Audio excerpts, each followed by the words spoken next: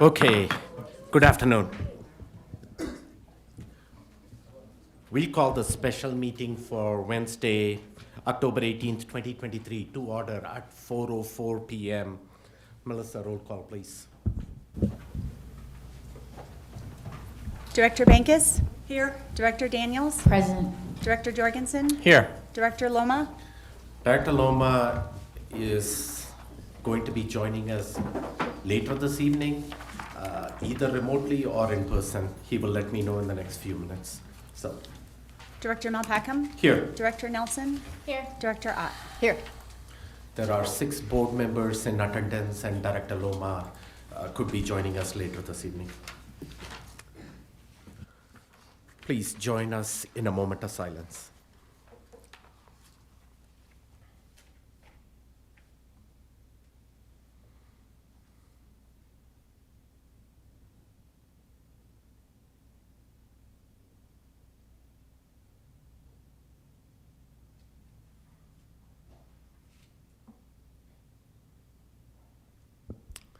Thank you.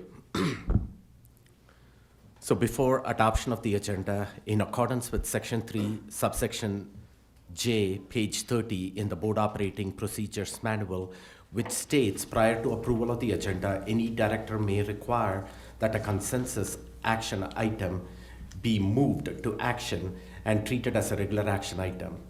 Based on that, I request that Policy Series D be moved to action. Director Ott, can you please make the motion to adopt the agenda? Yes. I move that the Board of Education adopts the agenda as presented, except that item B10, Policy Series D, is moved from the consent agenda and placed on the action agenda. Second. Moved and seconded. Melissa, roll call, please. Director Bankus? Aye. Director Daniels? Aye. Director Jorgensen? Aye. Director Malpacum? Aye. Director Nelson? Aye. Director Ott? Aye. The ayes have it. The agenda has been adopted as presented and amended. May I please have, I think our security team is going to lead us in the Pledge of Allegiance today. Yep. Nice. ESP week. Okay, let's have the security team up here leading us in the Pledge of Allegiance.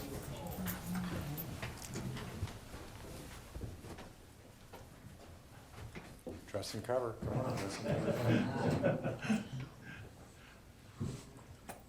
pledge allegiance to the flag of the United States of America and to the republic for which it stands, one nation, under God, indivisible, with liberty and justice for all. David, can you introduce your team? Come up to the podium just for a second. Although this is a special meeting and lightly attended, many of you don't see the number and the amount of time our security spends to ensure that our meetings are open and accessible to the public and yet safe for all members to be able to express their opinions and desires for our school district. And so every day I'm thankful for what happens in our schools, but particularly I wanted to have them do this Pledge of Allegiance for every one of us to see the work that they're doing behind the scenes to make sure that we're safe here on our Wednesday evenings. David, intros. So I got 2 of the security managers, Brian Eckridge and Robert Eastless. And then swing shift that sometimes you guys see if you get out at a reasonable time, that comes over here and checks the building after is Josh and Cliff working the swing shift.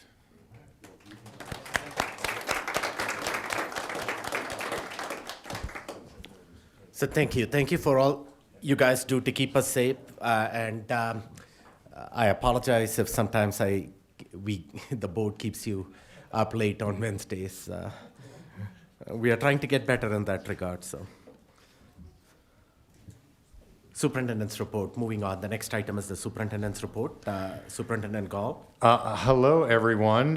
In keeping with ESP week and in the comments and recommendations that came from the board last week, we have adopted ESP Wednesdays, and so these will go live on social media. Are they live yet, Deborah? They are. Awesome. They're already live. We will get a slightly better process. We went out and asked specifically to a couple of work areas to make some recommendations, and we'll adopt a similar process that we have for our Teacher Tuesdays. But I wanted to just highlight a couple of folks that we have here. Miss Patty Gonzalez is our administrative assistant at King. Patty comes to us via nomination through the customer service training that we adopted this year. Remember, one of the goals for the board was to make sure that ESPs were getting training and opportunities as well. And Patty has been a positive professional attitude for any and all challenges that come as she is that first person that many of our parents meet at King. So we appreciate Patty's work. Pam Struckel is a preschool paraprofessional at Jackson Elementary School. She has been meeting students with optimism, and her work were highlighted during Governor Polis's visit to Jackson on how we're getting universal pre-K right. So we're super appreciative of Pam's work over there. Hal Smith, for any of you folks on the west side, you've seen him driving, over 12 years driving routes on the west side. So I pre-apologize to Hal for those days that it didn't snow at my downtown apartment, and it probably snowed a lot up in Mountain Shadows, but we appreciate the work that Hal's been doing for us as a bus driver for a long time. And then finally, Mr. Brad Mattson as a sped paraprofessional at Scott. He has been described as being both patient and caring, and really fits one of those other things that we talk about in District 11 about ensuring every child is loved, challenged, and prepared. So hats off to our ESP. We can't do our work without you, and this will be a part of the superintendent's report going forward.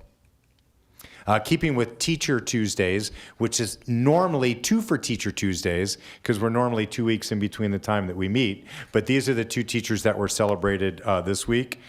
Tammy Parsons from Freedom, also a UPK teacher, has been instrumental in supporting both that combination of what it is the state is looking for in universal pre-K and what District 11 has adopted as our high standards. And so she's been really great in doing that, and she delivers an engaging, hands-on learning experience for our pre-K students at Freedom. And so it's great to have her recognized. And then Eric Miller at Jackson Elementary School, excuse me, as a music teacher, is what I really liked picking up in the comments here was really developing critical thinking skills by using music to get kids to think hard. And we don't often talk about critical thinking when we're in elementary school, but it is part of our graduation profile. And I love to hear that in an elementary school, we're developing that critical thinking skill.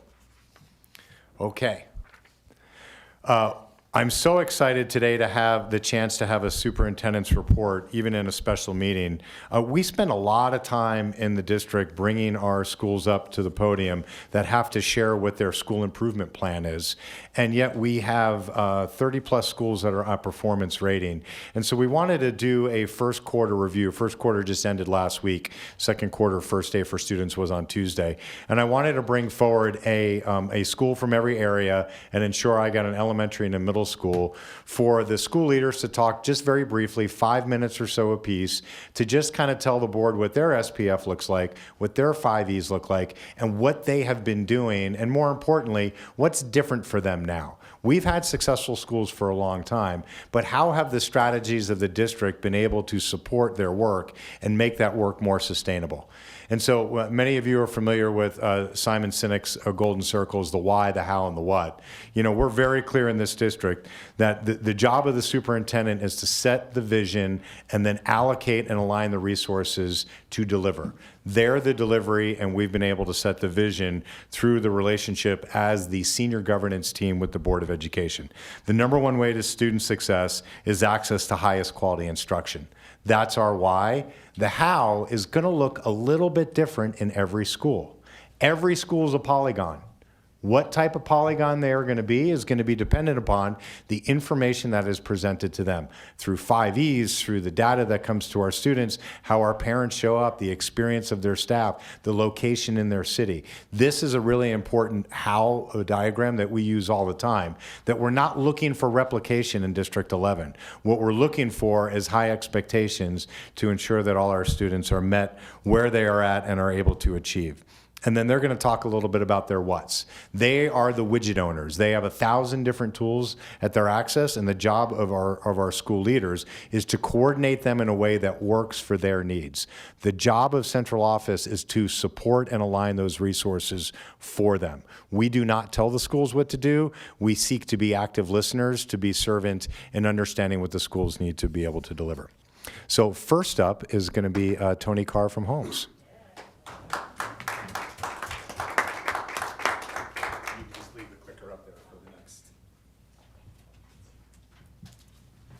Thank you, Superintendent Gall and Board of Education. Just press the button. So the story at Holmes, and we've been focused on this for a year now. We've had the 5 essentials results coming in over the course of time. We look at the 2021 results as a little bit of an outlier, and that the 2020 and the 2022 were closer to what the real climate and perception had been. So the story around Holmes, it has really been that of a transformation process from the 2019 school year and on. And you'll hear a little bit more about this in the next few slides. But the transformation where year one, last year's results with our school performance framework, as you can see, the 61% of points earned with the 5 essentials results, that's really year one of a transformation process. Where in the second year, 2 years becomes a trend, and we're working towards establishing a culture and climate over a 3 to 5 year time period, where this is just the norm. This is how we operate. This is the work that we do and how we support students and families. So what we are doing then, as Superintendent Gall talked about, we are all in the work around using the 6 phases of learning.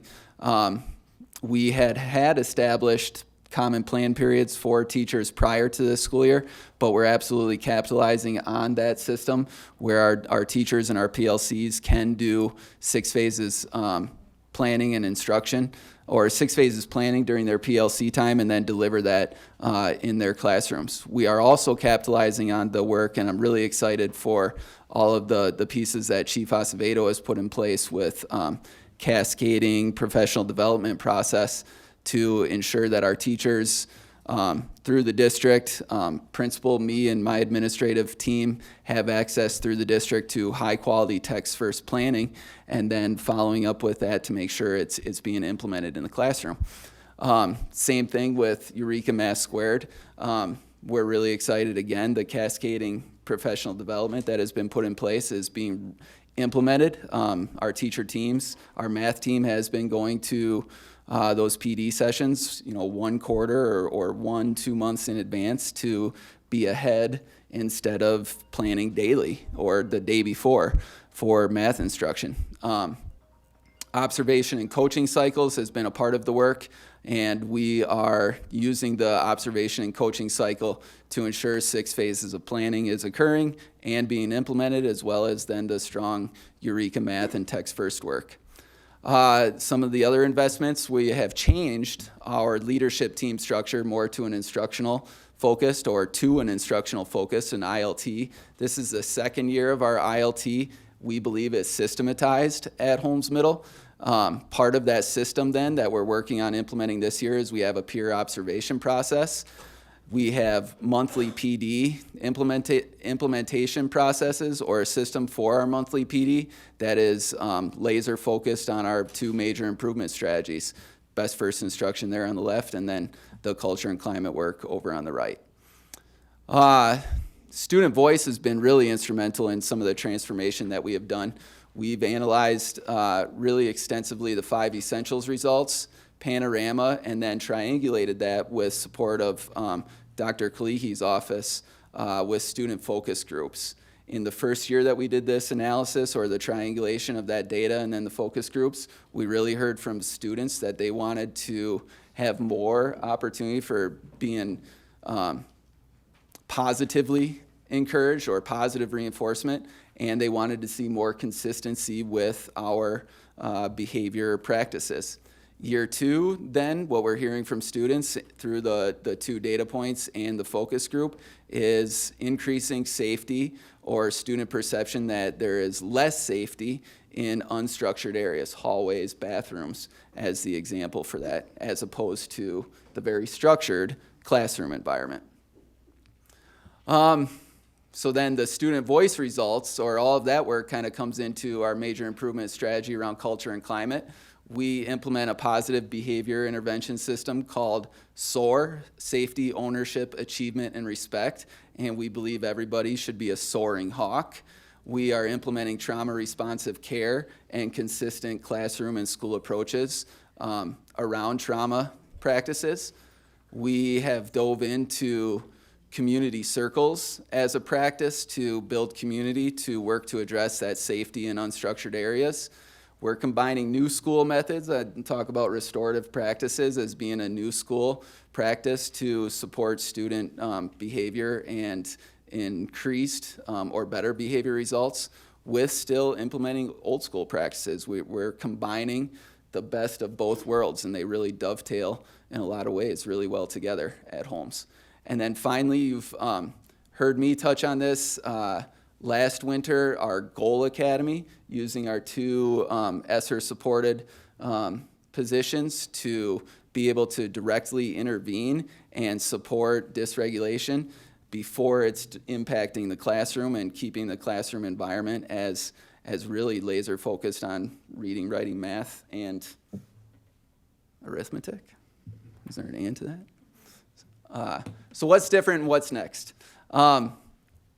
We believe what's different is really focused around the support that is aligned to Superintendent Gall's vision and the work, again, from Chief Acevedo, where there is an absolute instructional alignment and coherence coming from central office, and I referenced the cascading PD that we are absolutely benefiting from. A quick anecdote on that would be the text first planning that had occurred on September 22nd.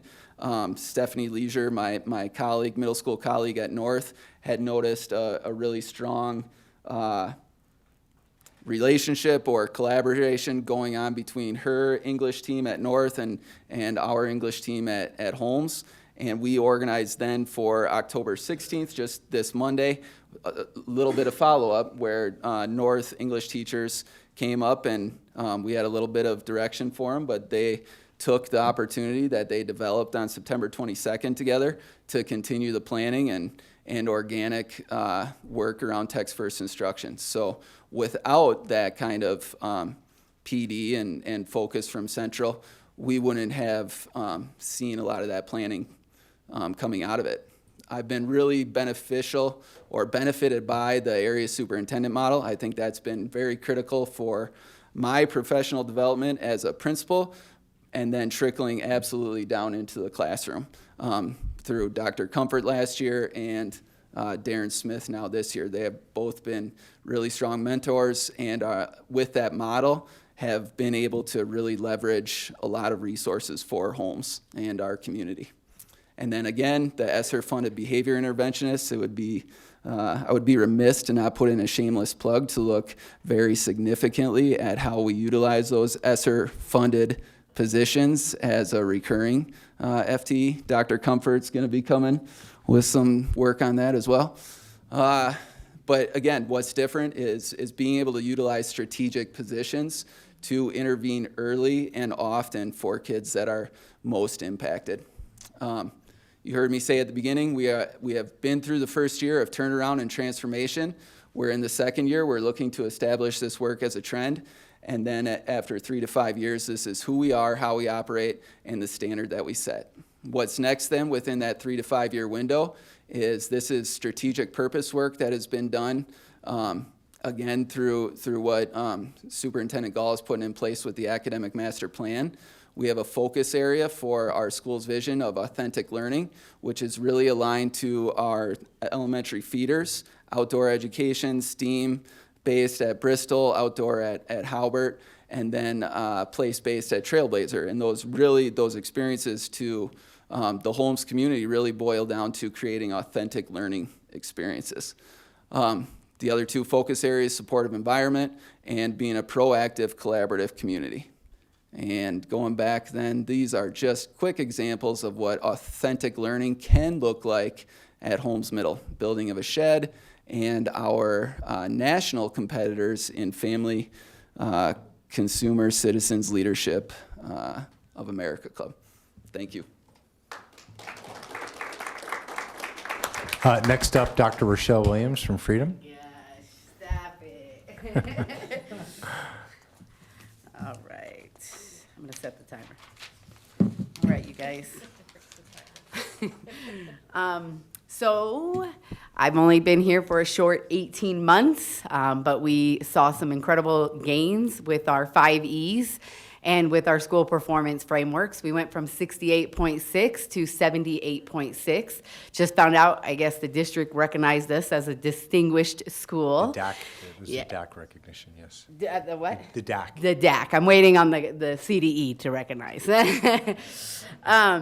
Just some quick things. We really have focused on best first instruction, really focusing on our teachers being subject matter experts, understanding the standards, working from the standards, learning target success criteria, and our students are able to articulate why it's important to learn. We're very learner-centered. We expect excellence for all. We have a sense of belonging, and we are working with our essential learning outcomes. We support students. We believe that all students can succeed at high levels, and we do that through various different strategies. And then we do distributed leadership. So all means all. And you guys know I like to bring my team with me. I didn't bring them, but I got a picture for you guys. Do you want me to hand them out? Yes, please. But they're really, to sum up the success of Freedom, it's the people. It's our staff. It's our students and our community. But let's talk about, like, in my 18 months that I've been here, I've seen some transformation that's happened at the district level. I want to give a huge shout out to having an AP that really has changed kind of my position. I came in and I felt like more of a manager. Now I'm an instructional leader. My AP and I are able to do instructional rounds. We're able to get into classrooms more often, give coaching feedback. The roving sub that I had to work really hard for last year and run with the superintendent, that allowed us to literally run with him like Top Gun type stuff. We've used that for instructional rounds. We've used it to really build on our 5 E's, to build that teacher trust, the support, and build the trust with me as an instructional leader.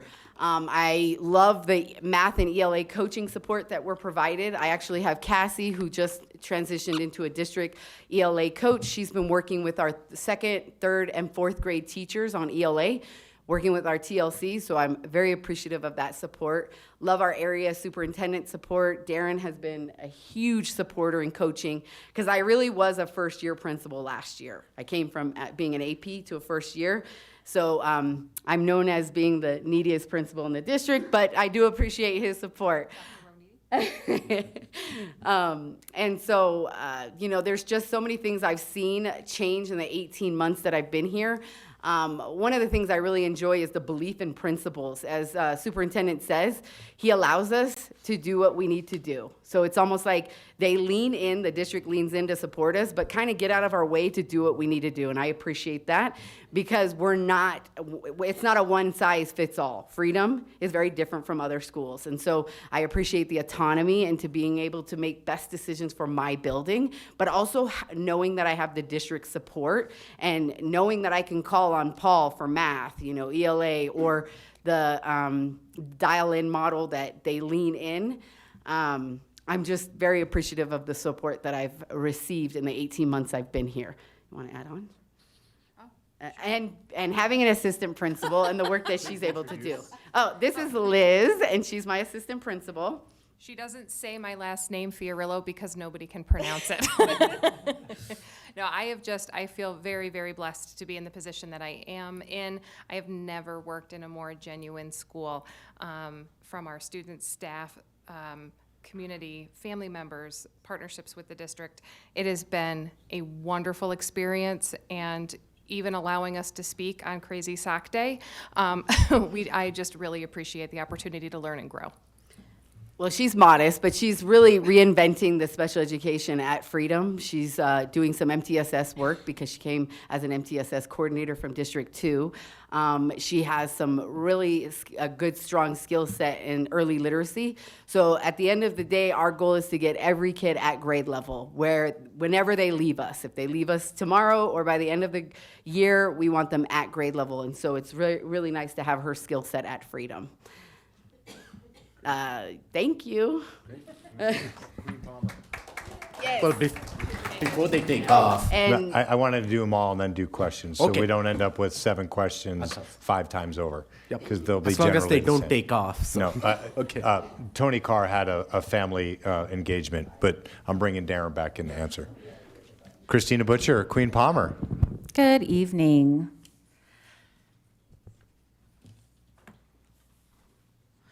So if you look at our 4-year trend, you're going to see there's a compare and contrast. And I can say a lot of that has to do with putting systems in place and putting the right teachers in place and building a very cohesive structure to see that our significant growth in 22 and 23 directly aligns to our student growth and achievement as measured by STAR and CMAS. So our kids are growing by a year and a half. And so the way that the 4 buckets that we'll look at here, I'm a very linear person, so the way I'm going to speak today is just a very cohesive streamline of, number 1, my instructional leadership team drives the 1 plan, and we meet at the first Wednesday of the month. And so from there, because our MIS 1 is around growth and achievement, right? We know that growth is a have to, but we know that achievement is a must. And so that's both in reading, writing, and math. So we know that the action steps I'm going to talk about today is seamlessly driven into our data-driven culture. Like, we are a true data-driven culture school. So ILT, and then the second Wednesday is our staff meeting, and my instructional leadership team and my Kagan team drive the professional learning for the last several years, the 2 years, which, if I go back, aligns to the 5 E's, right? Because ambitious instruction has always been very strong, but you'll notice that because they drive the professional learning, these action steps that I'm going to speak about are very cohesive in building that procedural to conceptual understanding around the why. So, step 1, best practices. That's best first instruction, correct? And so if teachers learn how to unpack the best first instruction within the classroom around those 6 phases, one of the examples that we use is from the National Institute for Excellence in Teaching.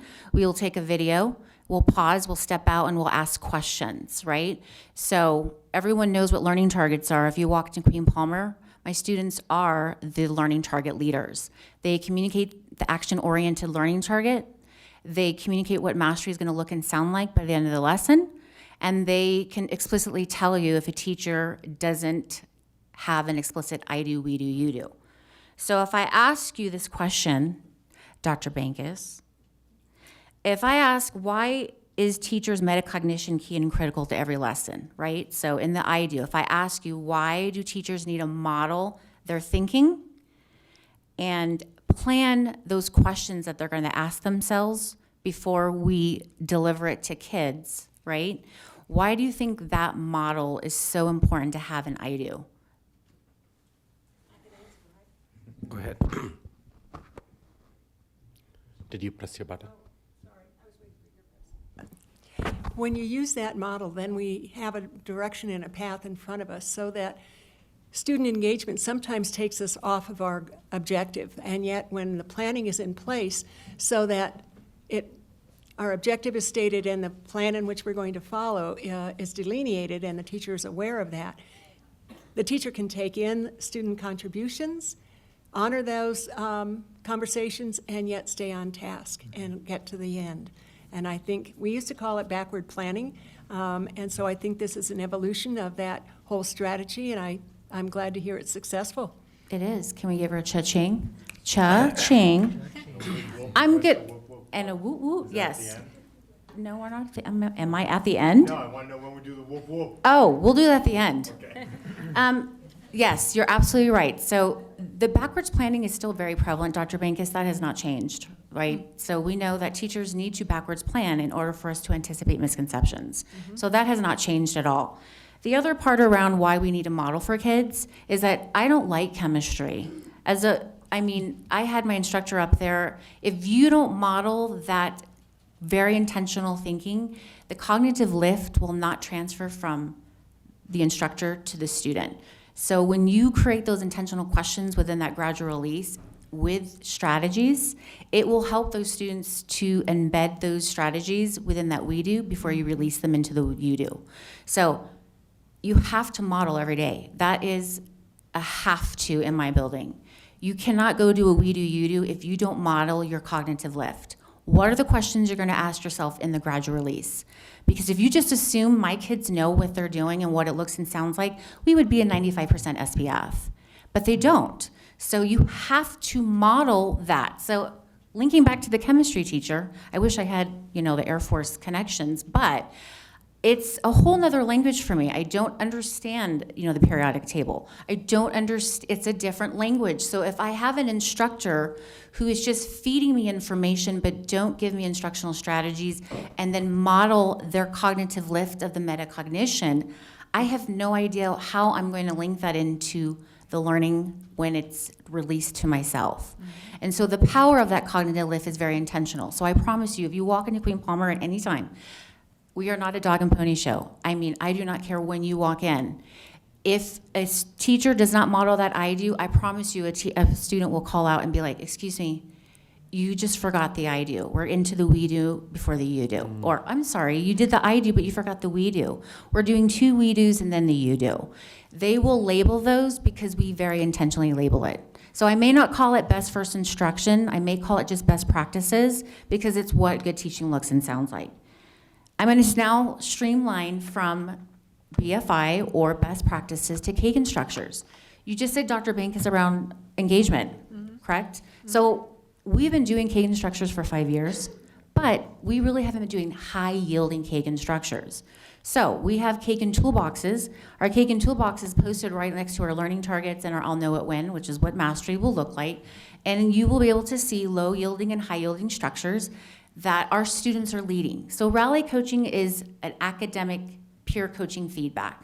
So if Ms. Nelson and Ms. Dr. Bankus, both of you, if I were asking you the same question, but Mrs. Nelson had no idea what metacognition is, the two of you be grouped together and providing that rally coaching and feedback. So if I call on Ms. Nelson, she's going to be able to successfully be able to answer the question because you have an opportunity to work together and have that collaborative conversation.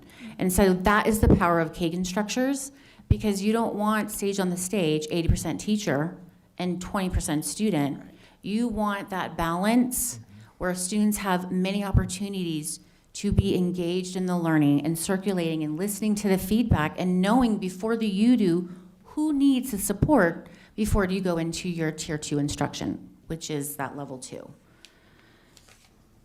Next step, one thing that with Ms. Acevedo that we're going to be doing is high-level text complexity.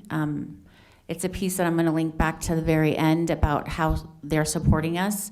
I really feel that I am an instructional leader. I will never ask my staff to do anything I will not do myself. So if I coach them in Eureka Square, lesson 2 in the module, I will go in and do it. If my lesson structure and pacing is not strong, by golly, I will spend 5 days in there teaching each lesson until I can get it in under 65 minutes. So the truth of being one of those instructional coaches and leaders is embedding that piece. And that is why our 5 E's looks the way it does, because 1, I'm going to support. 2, our teachers are doing peer-to-peer learning walks. So if you look in that bucket, the peer-to-peer learning walks is, my God, I have like a stellar rock star dream team. The sense of urgency is always there. You know my mantra, every kid is our kid, all means all, high expectations, no excuses. Those are 4. And so the peer-to-peer learning walks will start on November 6th. And the reason why we gave it a quarter is because I have some new teachers, they're veterans, but they need to know what our performance expectations looks and sounds like. So delivering that professional development has been key and critical. So then starting on November 6th, they'll all have an opportunity to observe each other. When we do those observations, they'll be able to spend the full tier 1, tier 2 time, so they see the full gamut of that best practice, or what we call the 6 phases of instruction. That can be in ELA, writing, math, social studies, or science. Weekly embedded PLCs is another action step, and that is taking what we do with our common interim assessments in reading, writing, and math, and taking that and adjusting in real time. So what we do is we identify misconceptions, trends, identify instructional strategies, and then we regroup them right away. So I don't have time. This is why I only have 5 minutes to 7 minutes. You have to come and watch a PLC to just see how intentional it is and why we dig deep and why embedded weekly are more powerful than monthly, because you can't pivot and adjust the next day or when you leave. You wait in a month, the data's too old. It's not effective, and you cannot move and adjust your kids in real time. My last few action steps is 2 more. One is goal setting. My kids have data folders. They know their goals. They know where they are, where they're gonna go, and how they're gonna get there. So if it's doubles 8, they know where they're gonna start. They know what their DORF scores, Maze score is gonna be, and then when we get to the middle of the year of STAR, they're gonna know what they need to target before they get there, and steps of how they're gonna get there. So that has been with us for a long time. If my kids don't know the what, why, and how, it's not meaningful and relevant to them. That also creates another power of the why, because my students have set their own goals. Last but not least is our swivel observations. I just want to let you know that swivel is just a platform. It's been part of our culture. So the swivel is a videotaping platform. My staff thrives on watching the teacher behaviors and the student behaviors in the lessons that they teach. This is the formal observation. This was a collaborative process that I brought 5 years ago as a former K-12 TAP program specialist, Miss Phoebe Bailey, right? And so the reason I connected that with her is, as a former instructional coach K-12 with title, when you have teachers observing their instruction, it's not an I got you. And when you're an instructional leader, they don't look at it that way, because they know that if they want me to plan, coach, or model, I'm gonna go and do that. So you're not gonna remember what you just learned or what you just taught, especially if your instructor or your principal's in there. So if you can watch your swivel and we meet within 48 hours, you're gonna be able to identify the teacher behaviors and the student behaviors that have been observed in that lesson. It's in Randa. My staff do not look at it as an I got you. It was a collaborative decision. It's been a culture. It's part of our culture. So anybody new coming in, they just know it's what we do at Queen Palmer. It's so powerful. I can script a lesson and coach you, but if you don't know what it looks and sounds like, it means nothing. So if I can't go and support you, and if you are not the instructional leader, that's okay. You may have a master teacher, a TLC, someone in that building that may be able to implement that for you. And that ensures effective transfer back into the classroom. So it's so powerful and meaningful and relevant, which is why we're this 5Es right here. You see this? Can I just tell you, the goal is that better be dark green up there under collaborative teachers and effective leaders by October. I'm just joking. Our goal is to sustain. Our goal is to sustain. I'm all about sustaining. If we move, I'm so happy. If we can sustain, I'm happy with that as well. And with that being said, I just want to let you know that our instructional rounds, which you may call as walkthroughs, I call them instructional rounds. They're 5 to 15 minutes. I will always ask them reflective questions. It's tailored to every component of what we do on one sheet, from phases, CKH, right? High-level questioning. All of it's embedded. But I expect them to respond within 48 hours based on those reflective questions. And then I'll always ask them, do you need a model, a plan, or a coach? And I'm going to close with this before I do my celebration, is that I will never ask my teachers to do anything that I will not do myself. And I'm going to go back. This is why we are green. We're very strong in 3 areas and strong in 2 areas of 2023. And my hope is they watch the recording that we will move under effective leaders and collaborative teachers, because they're allowed to observe each other, and me as their leader to support them as well. And with that being said, I want to thank Superintendent Gall, because he does differentiate. No 2 schools are alike. He's been very instrumental in allowing me, with the passion that I have for my kids, that if we need something, he's never said no. And with Dr. K as well, and Tamara, they've been instrumental, as well as Brian Relic, in supporting me as a collaborative team. I'm very passionate about what I do, and I will always make sure we get to the yes. And with that being said, let's do a roller coaster, 2 cha-chings, and an oh yeah. Ready? Chicka, chicka, chick. Woo-hoo, cha-ching, cha-ching, oh yeah.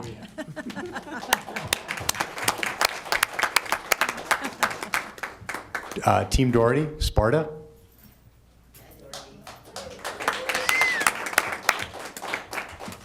You'll notice we're not wearing Doherty gear. Today is free college application day. Awesome.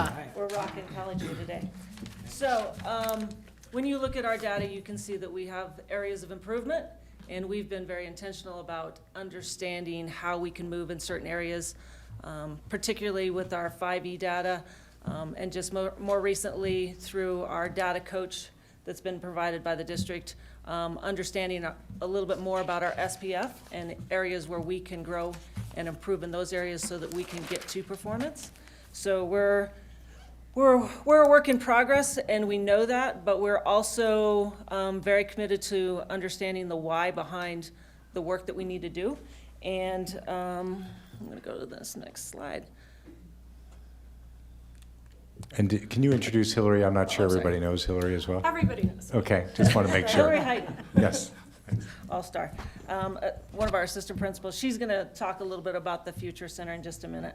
When we look at like best first instruction, we looked at, like we said, we looked at our 5E data, but we also did some small group focus work with some students to understand the why behind the way they were answering the surveys in 5E, Youth Truth, and Panorama, because all of the data for us was consistent with students, that they didn't feel engaged in their learning, they didn't see the relevance to it, and they felt a disconnect to school.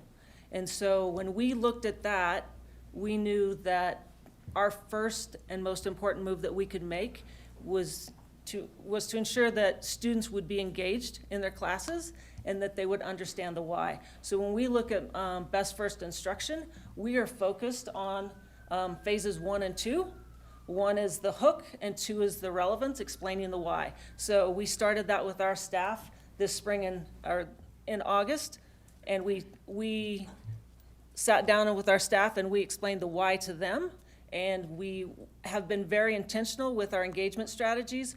We had PLCs come together and collectively select 3 engagement strategies that they wanted to use first quarter with their students to engage them in lessons and in activities. And we wanted to make sure that those PLCs were planning for learning, that they were planning the activities that they wanted kids to do in class to have a better sense of that learning and better sense of that relevance versus planning for teaching. So what were the students going to be doing versus what was the teacher going to be doing?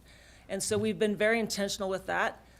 Just this past Monday with the Building PD Day, we looked at our SPF and have a better understanding of how we can grow kids and how we can improve in student achievement and how we can score better with matriculation. And so we feel confident that we can move forward into performance this coming year. But we also looked at those engagement strategies and did some reflection on what was working in our classes and what's not working. And then we also had staff share out collectively as a group strategies that they're using that they've found success in getting kids involved. Our math department is doing a book study right now, and they have kids up at whiteboards doing math a good part of the class period, and they're finding success with that, and the kids are engaging in that. And we're super excited about that and want to continue those types of strategies. Superintendent Gall was very great last year in terms of getting funding for all of our AP teachers to go to Summer Institute, because through COVID, it had been online training. And so this past summer, a majority of our AP teachers were allowed to go to or had the opportunity to go to AP Summer Institute, which is 4 days, so AP Econ, AP US Government. They are just content-specific trainings with teachers across the country, just sharing strategies and working with College Board about the new rollout within the management platform. So there was that piece. And so all of that has been designed about engaging kids in their learning and hopefully getting them to move.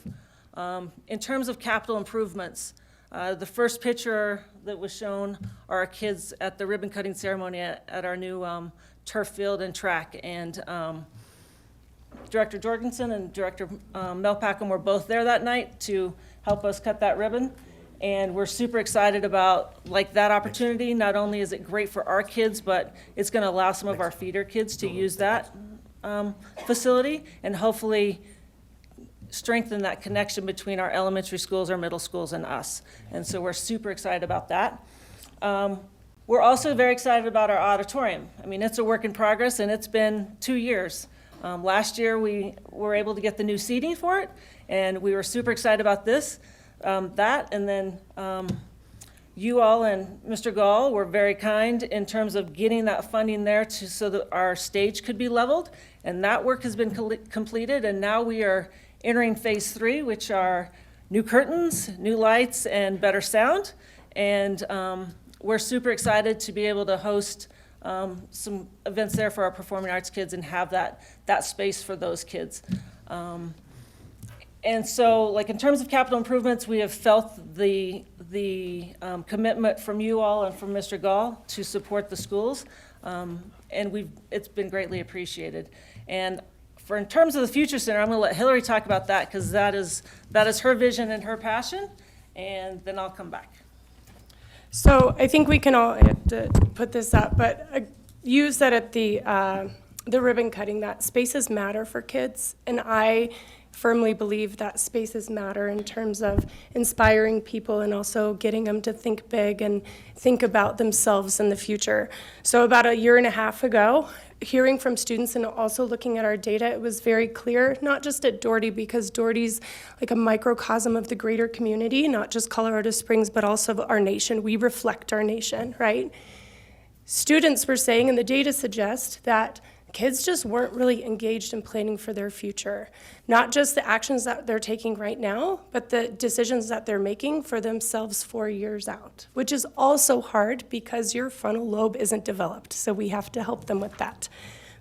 So through these conversations, of course, I have this harebrained idea.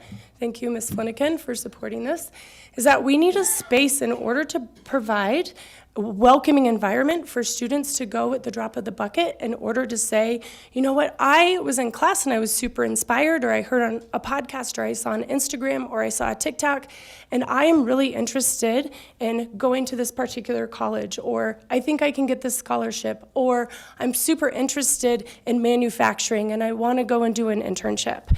And so through these conversations and through looking at the data, there were these 3 kind of challenges that we experience at Doherty, which I think are mirrored in our other comprehensive high schools. Number 1 is having an accessible place. So this is an accessible place that students can go on the drop of a dime, right? That I saw this TikTok, I'm all of a sudden really interested in my future, I want to drop in and I want to talk to somebody about it. Because if I have to wait 48 hours from now, I'm not really going to be interested in that, right? So that's 1. 2 is that so there's we're meeting this impulsive need. Also that we want an inspiring space. That our schools were built quite a long time ago, that our rooms are very closed in, that we have walls, we have furniture that just doesn't feel like the future, right? And then I also thought we wanted that personalized assistance. So whether a student is working on a scholarship, whether they're a sophomore and they're really starting to think about what does my future entail? Do I want to go into the career field? Am I looking at the military? Am I looking at college? That I can go in and I can get that personalized attention. So enter the idea of the Future Center, which in my mind, it didn't even have a name until Val Skates talked at the principal meeting and said, hey, we have this idea. Lana came back and she said, Hillary, you have no clue, other people are talking about this too, right? So I was invited to be on the Future Center Planning Committee, and also we're looking at a space. We are going to pilot this effort at Doherty High School, and if you've been in the Spartan room, that's the space that we're looking at. It's at the center of the school. Kids hang out by the senior wall all the time. And it's going to be this space that people can go in and fluid and the other thing that we're missing at Doherty is we don't have a ton of space. It seems like a really big school, but there's not like a ton of flexibility for all the needs that we have. So a couple things that we've done in order to prepare ourselves is we hired this amazing gentleman behind me, Mr. Huggins, as our college and career counselor, who I absolutely think is the best person for this effort. We've looked at the space and determined what is needed in there, and our Future Center Task Force is really looking at various committees, not just in our community, but also in our district, in order to figure out what does this look like for Doherty High School, but also what it looks like for District 11 and the other high schools. So I'm super excited about it, clearly, and I can't wait for all of you to come and visit. So the last part of that slide was just talking about response to data. You can see that we've spent a lot of time looking at our 5E data, our panorama data, our academic performance data, and really tried to figure out like first steps in terms of making a change and moving in the right direction with that data. We also did that with positive culture and climate, which is our MIS2, and we actually had like a third MIS, which is around school safety and security. And we really looked at like the 5E data as well as the panorama in terms of kids not feeling like they belonged in a space. And so really trying to create opportunities for kids to find their place at Doherty, whether that's through clubs and activities, extracurricular activities, sports, whatever it may be, really trying to create that space for them. And then also just creating a welcoming environment. New this year, when students walk in the door, every day they're greeted by 2 administrators. I'm usually at the west doors. We've got 2 administrators at the east doors, just welcoming kids, thanking them for being here. They show us their IDs. It's kind of been a security piece, but it's also like creating that first interaction at school is good morning, thank you for being here, and just having that positive initial interaction with them. And then with safety and security, we've done a lot of things. We are like the middle schools and elementary schools, and that you have to buzz in to come into our building. So there's a more secure access point there. We're doing something different with the IDs with kids. We've closed our campus for freshmen, and we've put a lot of other investments in. We've put vape detectors in our bathrooms. So things that we can show kids and share with kids that we're doing everything we can to create a safe learning environment for them, and we want to make sure that they feel that way. In terms of what's the supports, like I said, it's been the funding to improve our facilities, whether that's been like the security piece, whether that's been the vape detectors, whether that's been the new turf field, the commitment to improving our auditorium space. All of that has been amazing. Strategic staffing, we've been fortunate to get FTE from that to hire a dedicated attendance dean so that we can really create better relationships with families and make that a priority, to have outreach with families to better understand the why behind why are your kids missing and that. And then the direct marketing campaign that was put together for our Northeast area to help us, recruit kids from other districts and to maintain our kids and just show that Doherty can compete with any of the surrounding schools, but we have a better environment, and we have a committed staff that wants to do the best for kids. When you look at our 3-year vision, it really is to create an environment of academic excellence and high rigor in all of our classrooms through best first instruction and through student engagement, to grow our enrollment by having a positive culture and quality programs that kids want to come to in terms of like our performing arts, our CTE, our athletics, all of that. So that there's something for everyone, that we're not just specializing in one thing, that we can continue to build relationships with our parents through proactive communication, and then also just collaboratively working with the district, but also community partners to ensure that we have great opportunities for our kids each and every day. So that's what we're committed to. Awesome. Go Sparta. Dr. Fry? Bring us home, Dr. Fry. Last, but certainly never last.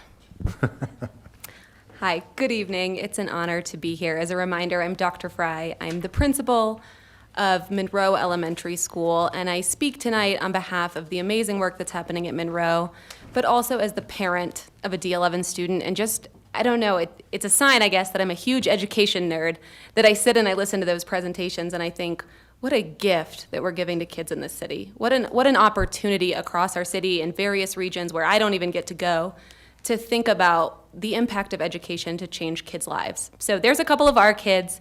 We showcased our preschool kiddos just because this is an incredible opportunity to start kids on the right path. Monroe has been fortunate to expand to 3 preschool options. We offer Head Start, half day, and full day preschool. We want there not to be any kind of barrier for you accessing early options for your kiddo. We also showcase there some of our newcomers who just moved into country, who are engaged in ELA work in a 2-on-1 setting with a tutor at one of our pods during the school day. And then the picture in the middle is a community organization that we partnered with last year to bring new shoes to every student in our building to make sure that we had no students who couldn't access our facility based on a physical need. So the story of Monroe, I think, is told through several different data points. And, you know, an opportunity, I think, here in our 5Es data is really just to see that steady growth over time, right? We believe that if you do the work and you do the work right, it will show year after year after year. And so you can see the story of our improvement. 6.5 years ago, Monroe was a turnaround school. Right, Monroe was the school where if you talk to people, they weren't sure they wanted to go and they weren't sure what was happening over there. And you look at the story now and the honor that it is to be here tonight to talk about the work that's happened there. And you see that in our 5Es data, right? And we are hopeful and optimistic about our involved parents and really continuing to shift the culture around what it means to have a relationship with your child's school. And so you see that as well in our SPF. Right? The story there as the principal for me is always to say, well, what about achievement, right? I don't like to see any red when I look at anything. I'm sure you don't either. But what I like to know is that we at Monroe grow kids more than kids grow across our state. Right? We are going to say, if you choose Monroe for your child, we will ensure that your child grows more than other children. Right? Because we believe that that's our investment to make with your kiddo. We know we still have places to go, but we want to make sure that if you are new to country, you are new to school, you just want to change for your child, that we're going to make that option and guarantee for you. So how do we do that? You know, this was an interesting kind of slide to put together for me because for those of you that have been to Monroe, there's a Jeffrey Canada quote. He runs the Harlem Children's Zone, and what he said is, you know great teaching when you see it, right? You know great schools when you walk into them. It's a feeling, right? You know how it feels when it's a place you'd want to put your own child. And so these are a plethora of bullet points to describe what I think is a feeling, what I think is a place where you would put your own child. And so best first instruction, you know, Monroe has a laser focus on academics. That is the bread and butter of our work every day. And so we are really this year diving into foundational skills. So what is that phonics and phonemic awareness foundation that makes a literate reader? And we want to make sure that no kid leaves our classrooms not having those skills to access their options outside of elementary school. We are ground zero for that work, and we understand that every day. And to that effort, 100% of our classrooms just completed their BOE STAR assessment and their first round of progress monitoring. We progress monitor our students 3 to 4 times in between the benchmark periods. 100% of our classrooms showed typical or above typical growth. And 9 out of those 11 classrooms showed high growth. In fact, one teacher in the 80th percentile nationally. So when we think about those options for growth, we believe that that focus is what gets us there. Outside of the traditional school day, though, we also believe that schools should be everything. We think if there's a crazy idea out there beyond just the academic rigmarole, we should offer that. And so Monroe is open 6 to 6. We offer Mustang Club. It has 50 kids. It runs a currently 17-kid wait list, right? Because we believe we can expand. If a barrier for you is getting your kid to or from school or before or after school option, we can solve for that. If your child has dyslexia, we have 2-on-1, 1-on-1, hour-long take-flight sessions for kids offered beginning at 7 a.m., ending the day at around 5. We have different options for families based on that need. We shifted our music program to expand to some more modern band options. We offer experiential learning. Today, our kindergartners were at the pumpkin patch. A little guy walked out with his pumpkin, and he looked at me. And I said, "How was the day?" And he said, "This was the best day of my life." And I thought, man, if a small pumpkins can solve for that, right, we can get this right. We guarantee every child goes on 2 field trips. We guarantee that every child has a speaker every single quarter in their classroom from outside of the community. And then we've expanded all of our sports offerings to make sure that kids at Monroe are well set up for their middle schools. Basketball, cross country. Our cross country team has 40 kids on it that competed in the District 11 cross country program. I know I saw some of you at those races. And then, like I said, multi-option preschool. So continuous improvement, it's everyday work, right? And that starts in the classroom. And I would say there, what I would highlight is we have teachers that do the work, that really show up day in, day out, and invest their time and effort in changing outcomes for kids. Our ILT has a representative from every functional team in our building, and our team guides our work. They build the planning documents. They implement the planning documents. They get feedback from their teams.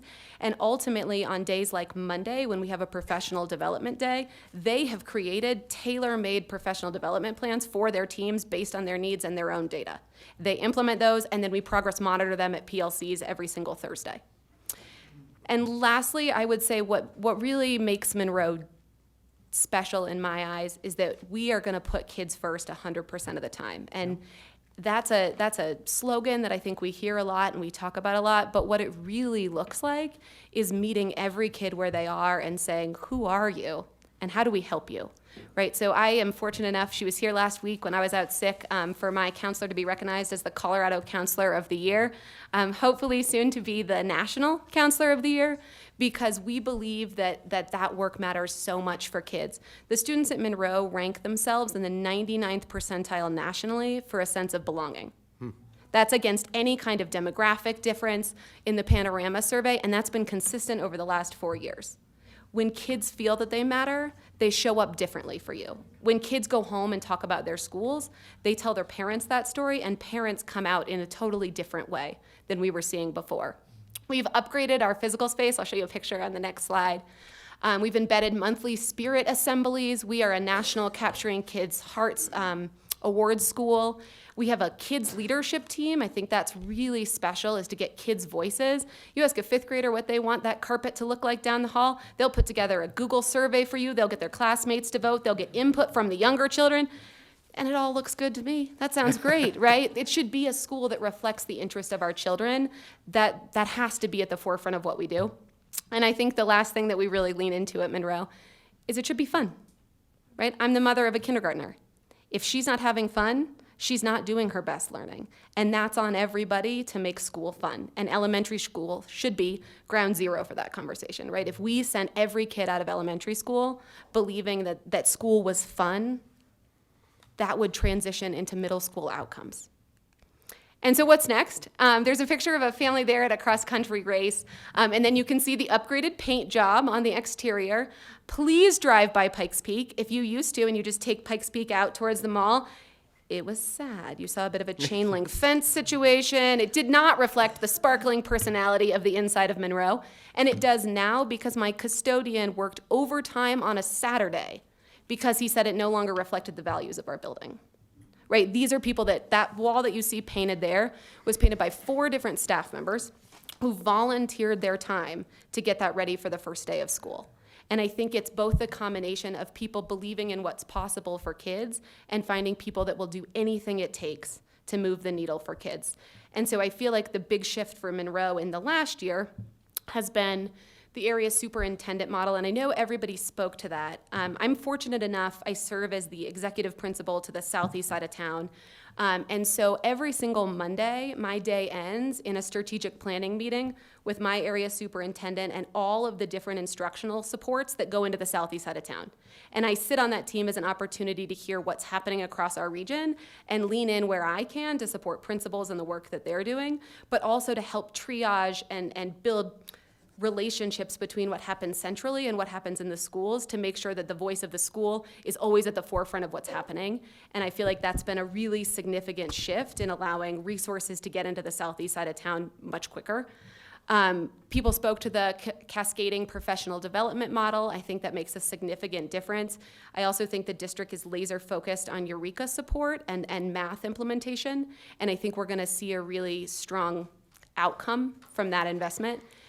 And then lastly, the culture of leaning in, and somebody mentioned this before, but I think, what does that look like?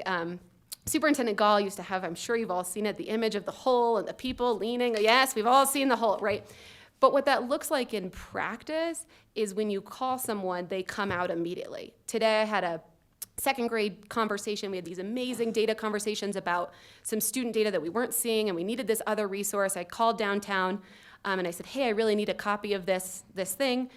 I came back from going to the bathroom and it was on my desk, right? 60 copies of it, one for every child. We were ready to go. And I think that's the kind of leaning in that shifts practice, because tomorrow when I start my second grade PLCs with that resource, it's going to show my team that people believe in them around our city and are willing to move resources to make that happen for kids.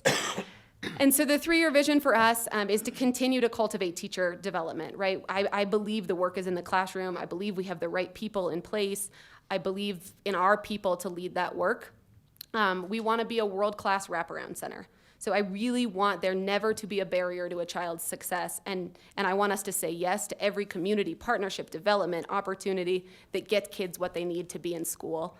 And then we want to continue to expand. If you again look at that picture, what you'll see is, you know, that brick looks pretty good, but maybe the trim at the top needs a bit more flair, right? We want to make sure that when you drive by Monroe or you come inside, you think, wow, this is incredible. And we want to keep going until every single person that comes in our building feels that way. Thank you. Great. Don't leave, Carol. If I get all the principals to come up, just if there are any questions from the board members. If I get all the 5 principals up. Darren, if you could represent Tony. Tony Carr had a family engagement, and so we were happy he could make it. Yeah. Thank you. Thank you for the presentation. That was amazing. I've taken so much notes up here, and I don't know even where to start. But any questions or comments first from the board?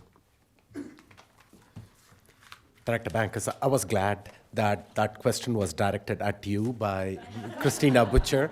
I would have been intentional. Yeah. Well, I'm glad. I'm glad. Jason, too. You did phenomenal out there on the spot answering that. I so appreciate all the information that you have brought forward from your sites, and to reaffirm and solidify the support that you're getting from central office, because that's the intent that we had, was to say what do schools need, and it's our job to push into the schools those resources that match your needs. And so all of you have done a fantastic job. Every school, every presentation you've made has been unique, and thank you. Thank you for your creativity. Thank you for, thank you for your creativity. Thank you for your devotion and your commitment, and thank you for bringing your staff along. I do have a question about the public address system in the theater. So going back to a Doherty performance, are we going to stop hearing, please turn off your phones because it interferes with our microphone system? Or You'll probably still hear, please turn off your phones and enjoy the performance, but hopefully it will not interfere with that, so. Oh, great, great. Well, thank you all again. Director Nelson.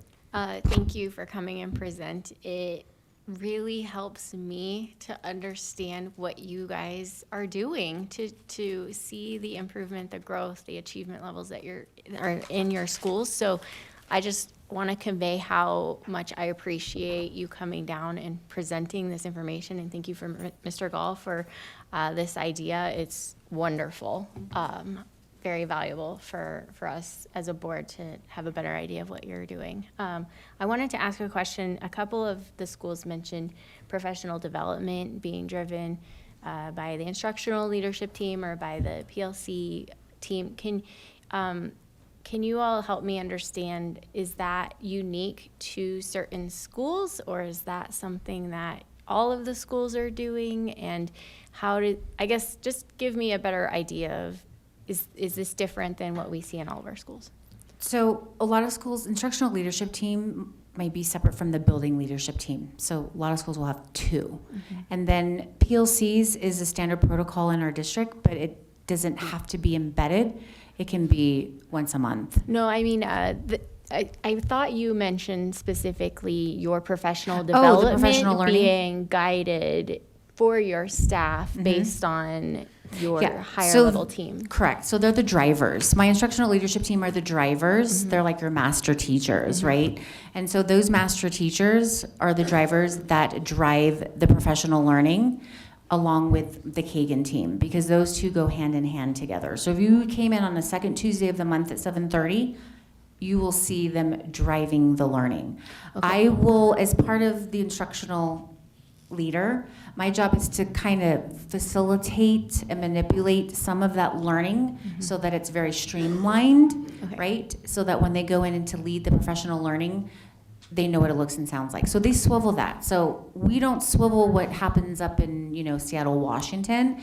It's what does it look like at Queen Palmer in kinder, second, first. And so the power of doing that is meaningful and relevant. So yes, my instructional leadership team are the ones that drive it, and I call them my master teachers. Okay, thank you for that clarity. I was misunderstanding. I thought that you meant the professional development day that just happened on Monday. Yeah, so we've differentiated that in a new way this year. Tamara, do you just want to talk about the different tiers that we have for professional development from K-12 to direct to teacher, and then what we allow schools to do by themselves? I guess, can you speak a little to the district guidance versus the school level guidance versus the teacher choosing and having the autonomy to choose what they're interested in? Sure. The cascading model that we've talked about previously connected to our strategic plan, we have district days embedded in the calendar that we're actually working to expand on, where we've focused professional learning on our priority areas in literacy and mathematics. That's K through 12. Within that, actually Carol Fry sits on the professional development task force, but we're looking to further differentiate based on feedback that we're seeing within those areas. So tiers within tiers connected to priorities. Then that goes to K-12 meetings. So principal leaders who have to lead for those priority areas of math and literacy are receiving professional learning connected to the content, but leading for that.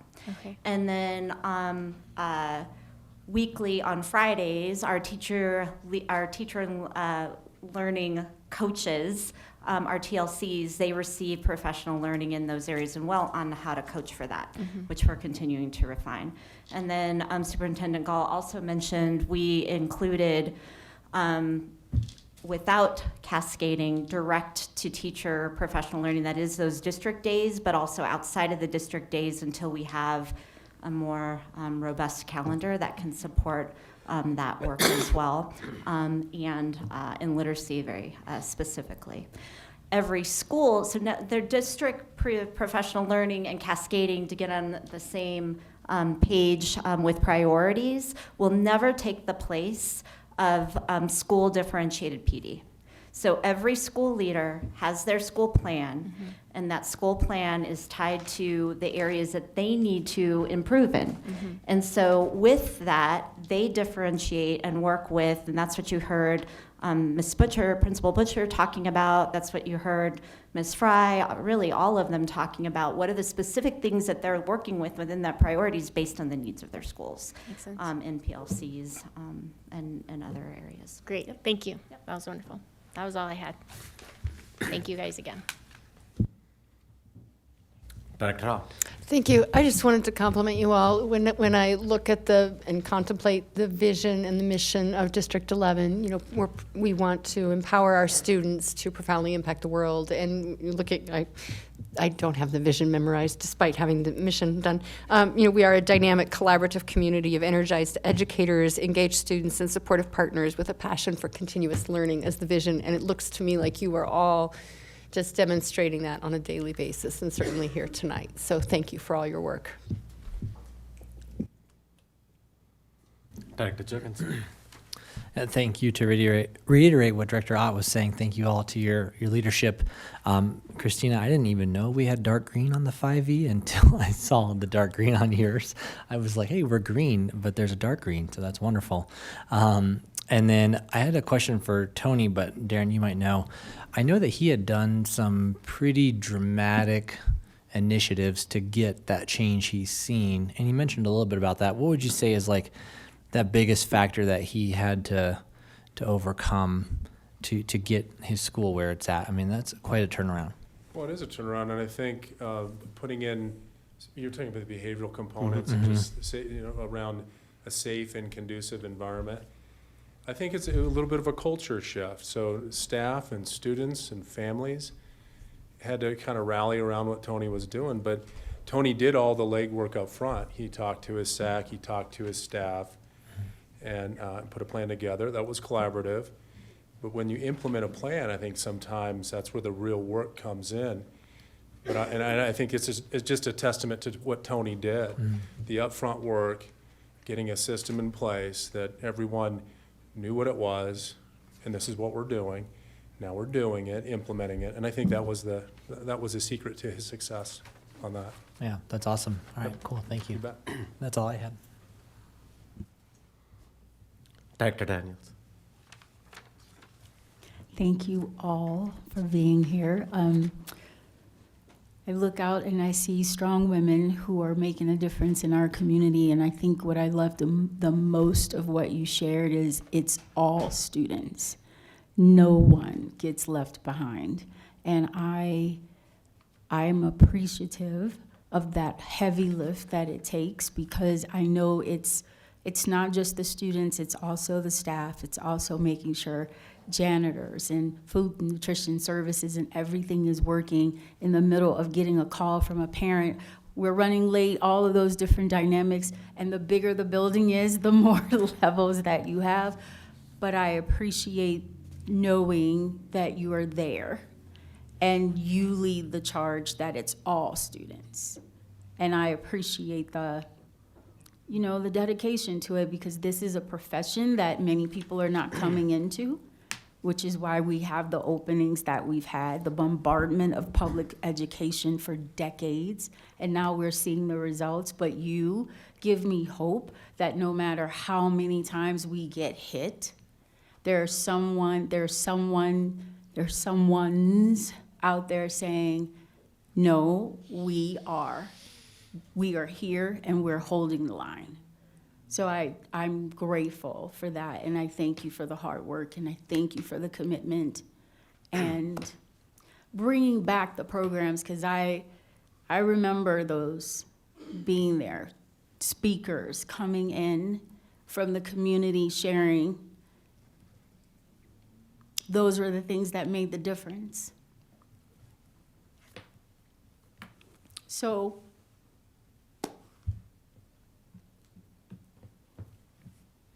don't know where this is coming from, but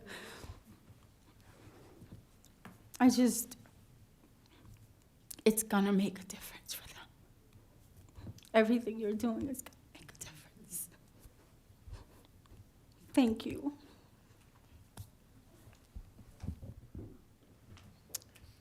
Thank you. Thank you all for being here. First of all, I appreciate all the work that if the principals were instrumental in putting this together with your support team, there was an alignment with every school, what you guys were presenting, MIS, your 5E school, the data, the school improvement plan, the data that comes from the state, and also what are the changes that have new supports that you have received in the last year and a half. That's coming from the district, and then what is the 3-year vision? There was a complete alignment, so that was able to clearly paint a picture where the district was, where you guys were a year and a half back, and where you are now. I see a lot of growth that's happening in each of your school, a lot of the supports that you have been getting. It all starts with, I've always said, it all starts with strong building leaders, and each of you is that strong building leader. And the reason that you have these kind of phenomenal growth, and some of you talked about a year and a half worth of academic growth that is happening in your schools, it's because there is stability in that building leadership. Some of you have been there for quite some time. Some of you jumped in the last year and a half, but you've hit the ground running. So I appreciate, I heard a lot of teacher voice, parent engagement in it. One of the other things I heard is strategic staffing that has helped your schools with either a dean position or an assistant principal position. That was not there just a year and a half back. a year back. Now it's been added, and that's made a difference in the directly in the for your students. It's moving the dollars that was in central administration and some tied up in some departments directly into your classrooms, where it's making a difference for our students. I appreciated you highlighting some of the facility improvements that are taking place, especially at Doherty and some of our other schools too. The Monroe, how I mean, it's just popping out there, and for your custodian to take a Saturday and to do that, and the sense of belonging that are there with our kids, a high sense of belonging. So the change is sometimes really hard. Okay, and we are going through that change over this last year. All of that to put students right in the middle, elevate them, lean in and provide the supports so we can be an educational institution that's focused on academic excellence. And each of you, in a way, personify that in spades. So I cannot thank you enough for all the work that you are doing, all the supports that are coming from Central Admin, Darren Smith, and then Darren Joyner, who was there, and all the other area superintendents too, that lean in and provide that support. Thank you. The students are the beneficiary of the work that you guys are doing, and sometimes just taking that 10, 15, 20 extra minutes to stay at the end of the day to make sure that student needs are being met, how much of a difference that it ends up making. I can't speak enough of the good things that's happening out here. And then Freedom, I think you guys are going to be recognized with that distinction award. Don't wait for the CDE to do that, because if you were waiting for the CDE, you'll have to wait a long time. They don't do that. The board does that. So the board will provide that recognition when the superintendent brings it up. And I'm sure that each one of you will also rise up to that distinction status, performance with the distinction status in the near future, because you guys are doing phenomenal work. Thank you.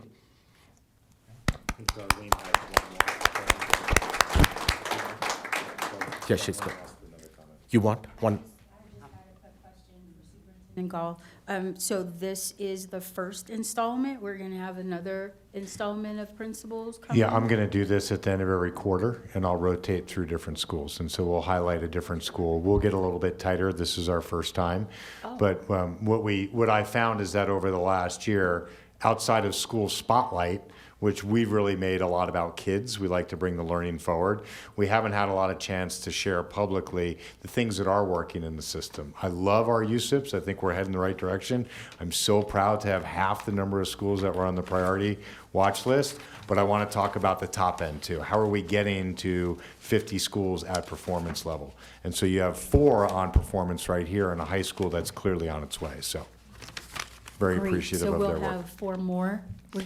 What are we just 3 gonna more. go? Okay. One right at the end of every quarter, I'll substitute school spotlight with a quarterly roundup. Thank you. Just wanted to be clear. Thank you for your hard work. Thank you. Thank you for being here. Thank you for taking some time to be there. And thank you for sharing some of that vision for that future centers, and we are looking forward to hearing that presentation in a bit. Okay, and to wrap up my report, late breaking news, Chris Knoll called me just a moment ago, and District 11 has been selected to highlight its unified basketball sports program at a halftime event for the Denver Nuggets versus the Indiana Pacers at January 14th. At Ball Arena, and there's something, I want to get the thing right here, there's something like we're the one of only 2 school systems in the state, something like that. Again, amazing things happening out there, and you were able to put together a slide on the fly, if this is late breaking news. Yeah, and so we'll have more to follow. We don't know, Okay. what it is we don't know which one of the basketball programs will be selected. We'll find that out next week, but if you're ready to go and support, we'll make sure we can get tickets, and maybe we'll even get a bus that leaves maybe from central office to go up there on Sunday the 14th. That concludes my superintendent's report. Okay, thank you. Moving on, public comments. Melissa, the public comments.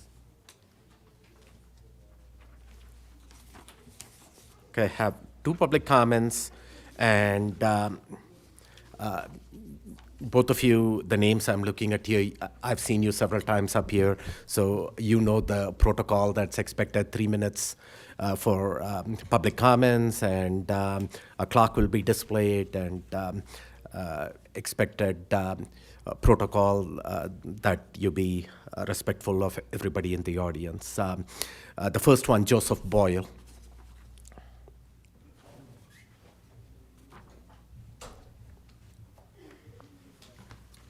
I'm Joseph Boyle, speaking on my own behalf.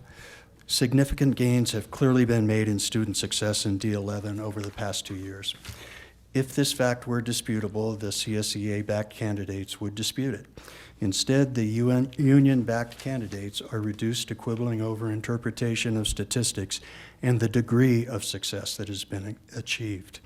That said, does it make sense that the CSEA and its enormously powerful national and state parent organizations, the NEA and the CEA, are throwing their massive resources into D11's board election so that the candidates they get elected can quibble over statistics?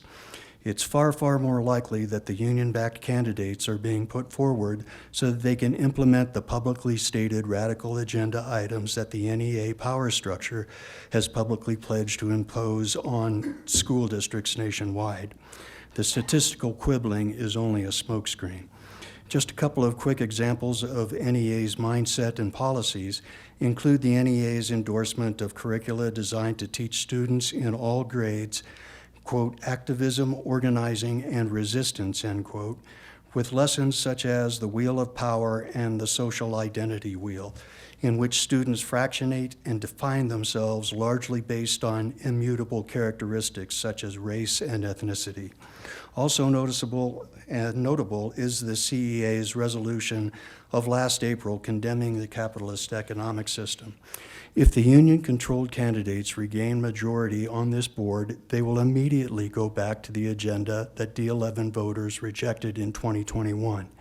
That radical neo-Marxist agenda seeks to define, stereotype, and divide human beings based on their immutable characteristics and leverage group identities against one another, while trying to soften the realities of their agenda with Orwellian redefinitions of words like equity and diversity. By the way, it needs to be noted that despite what the CSEA and its big brother organizations would like people to believe, teachers and teachers' unions are not synonymous terms. Thank you to the current board majority for daring to stand for the principle that we are all members of one human race, that true diversity is to be found in the unique humanity of each and every individual human being, and that no student or employee of D11 should ever be required to otherwise compelled to make ideological statements with which they disagree, and that no human being should ever be stereotyped or made to feel more than or less than based on their immutable characteristics. Thank you, current board majority, for your courage. Mr. Lyman Kaiser.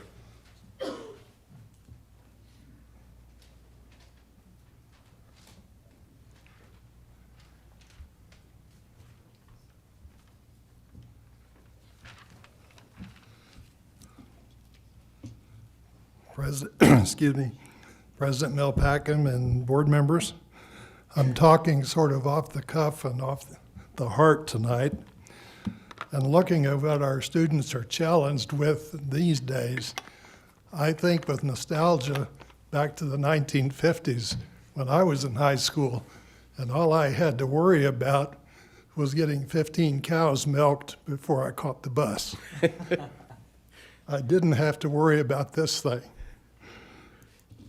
That said, I have been significantly involved in D11 since 1992, actually even before, and because I believe strongly in the importance of quality education. And yes, I'm the guy that said I believe this year's UDEP is the most thorough and relevant that I have seen in 30 years, plus we are implementing it. That said, last year, a lot of time was given to reorganization and reactivation to in-person learning, but it is clear that we are rolling this year.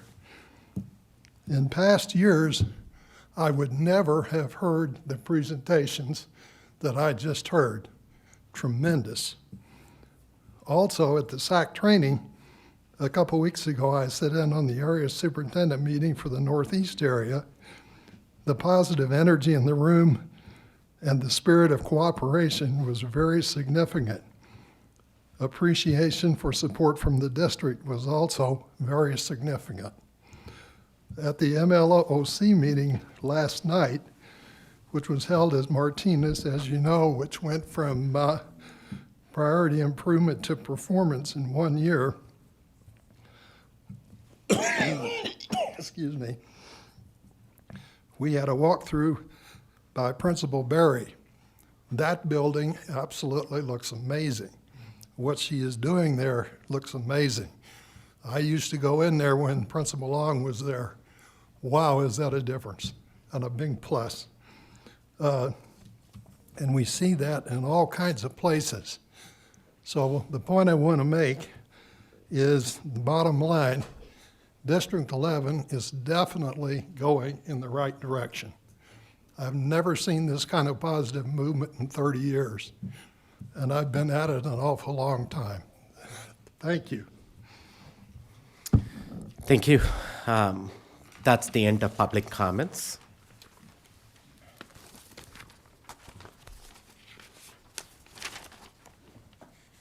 Moving on to consent items. Director Daniels, can you please make the motion to adopt the consent items? I move that the Board of Education adopts all consent items as designated in the agenda, except item B10, Policy Series D, as it has been moved to the action agenda. The consent items are B2, approval of October 11th, 2023, regular meeting minutes. B3, approval of fiscal year 2023-24 DAC membership and charge.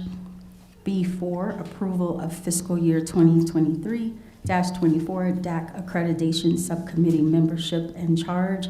B5, approval of fiscal year 2023-24 DAC Budget Subcommittee membership and charge. B6, approval of fiscal year 2023-24 MLO Oversight Committee membership and charge. B7, approval of fiscal year 2023-24 Benefits Insurance Committee membership and annual charge. B8, approval of fiscal year 2023-24 Board Policy Committee membership and charge. B9, approval of fiscal year 2023-24 District Personnel Performance Evaluation Advisory Council membership and charge. Second. Moved and seconded. Roll call, please.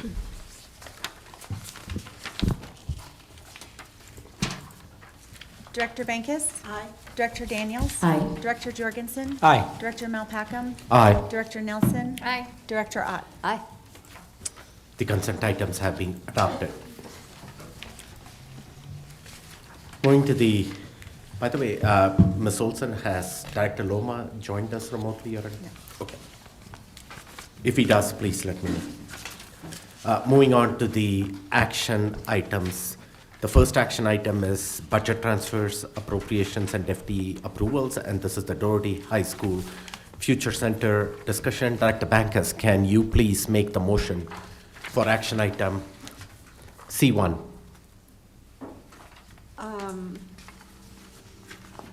I move that the Board of Education approves the new capital project and budget transfer of $135 to support a future center at Doherty High School. $135,000. Oh, I'm sorry, yes, I have a hard time with all those zeros. $135,000 to support a future center at Doherty High School. Second. Sorry about Moved that. and seconded. If it was $135, we wouldn't have had to bring it here. But yeah, it's below. That falls under the superintendent. He can authorize that. Sorry, all joking aside, I would like to bring some folks forward to, first of all, explain a little bit more about the Future Center. Valerie, can you come forward? And Andrew, do you want to come forward and so we can at least introduce who you are, since you are the future of a Future Center right now? And then we'll get to the capital investment part. So as you heard, Hillary did such a great job of sharing this combination of ideas that exist. Many of our high schools have been thinking, Tamara, if you can come forward too, just talk a little about where it fits in the strategy. This idea of how do we get beyond high school graduation as the goal, but how is high school graduation the starting point? We believe that the foundation of the future of our community, particularly for our students, are the resources that we put into them to know that they can be successful afterwards. And so we've actually renamed Valerie's work now as Future Ready, because yes, we wanted to be student support and we wanted wellness, but we want our kids to be thinking about the future. We actually have, I think, a student here as well. So I'm going to ask Tamara to start just a little bit of how it connects to our overall academic master plan, let Valerie talk about it, and then we're going to end with Jennifer saying why we need $135,000 to make it happen. Okay, I'll try to be super quick. Yes, all of the Future Ready work in the Future Center is, as Superintendent Gall said, directly aligned and embedded within our AMP vision, our Academic Master Plan vision. And remember, the three main components of that are quality neighborhood schools, pathways and programs, so kids can explore their interests and develop their passions, so they can profoundly impact the world. That is, we've got laid out a multi-year plan with targets. Targets, again, for multi-year, but targets for this year as well. The Future Ready Center that we're asking for funding for is part of those, the future of realizing those targets. It's no question, we just went through the UDIP data, and it's also aligned with where we're headed with post-secondary and workforce readiness. So those measures of graduation rate, dropout rate, average SAT score, and particularly matriculation into college and career, and persistence into college and career and certificate programs. So this is going to really help us continue the work. We will always do it in context of building out the work of our future centers in context of aligning our current resources in the best way possible, and with the need we have that's outside of our current resources, which is why we're here, to ensure that all of our students are future ready, with the name that Superintendent Gall just gave of our new department, with Valerie as a great lead. So Valerie Skates here, Executive Director of Future Ready. Andrew Huggins here, College and Career Counsel at Doherty High School. And it's Jakira Bowman. Jakira, oh, I thought I got that right. Sorry, Jakira Bowman, a senior at Doherty High School, who's participating in this current work now. And just so you know, I have a current senior too, so I can relate to everything you and your family are going through now. Right? Your voice faded. Who is participating in? Future Ready work right now, right? She's going through the process of being prepared at Doherty and all the great things that Lana and Hillary talked about. Yeah.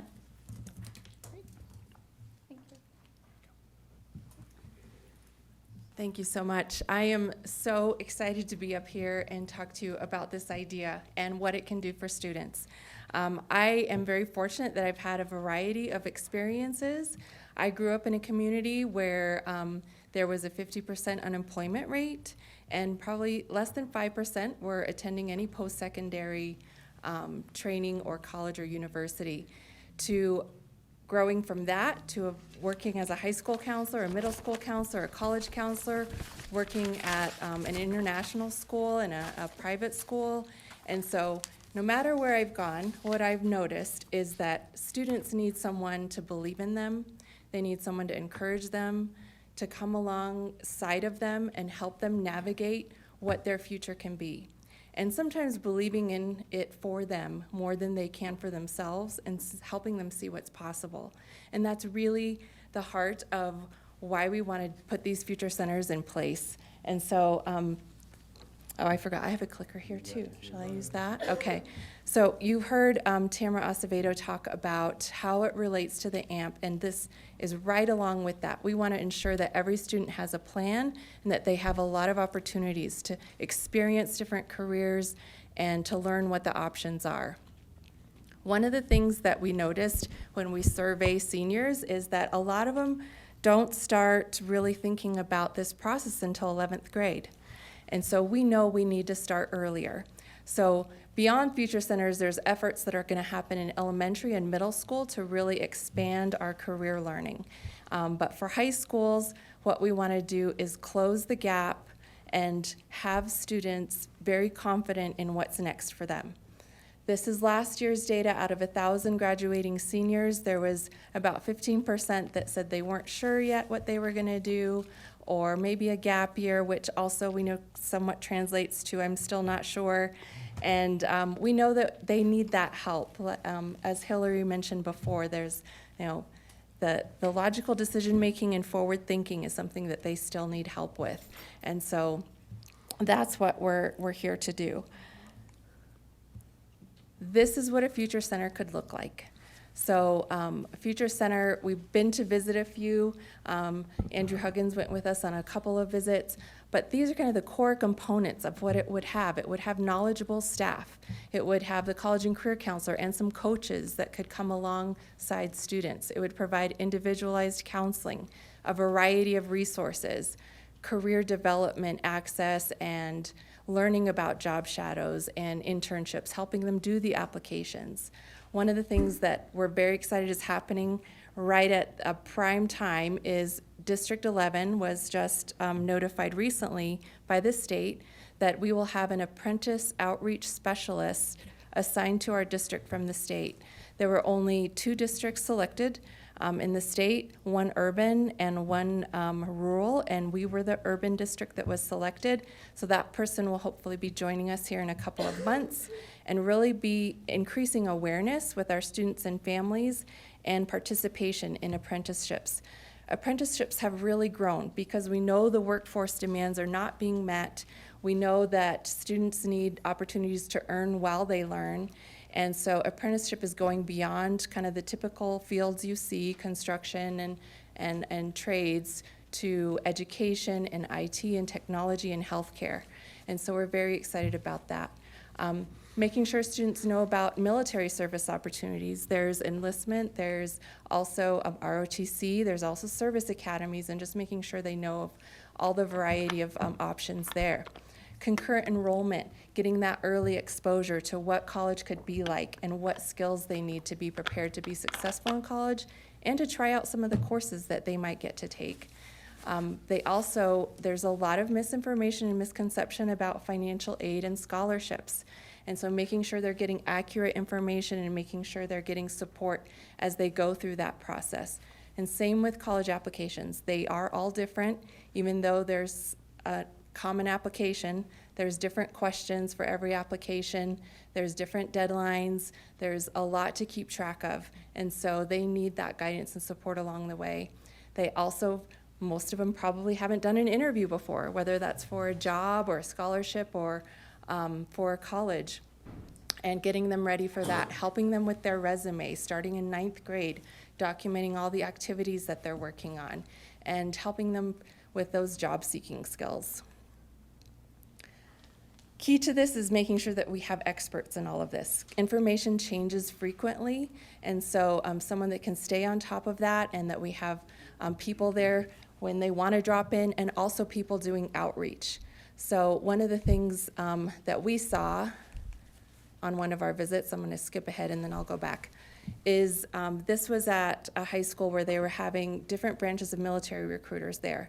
So they looked at their data and saw in the students' ICAPs anyone that had mentioned anywhere that they were interested in military service.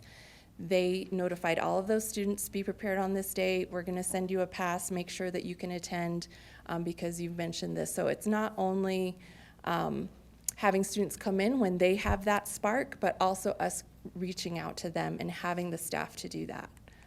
So, and then the other thing that is going to be important is making sure that we move that we are bringing to life and having the next step beyond meaningful career conversations and actually meaningful student involvement. And that takes one-to-one, that takes some coaching, that takes informing them of what's out there and starting that in 9th grade. This is an example of different things, the resources that could be available: career tours, information nights, family events, student events, community events.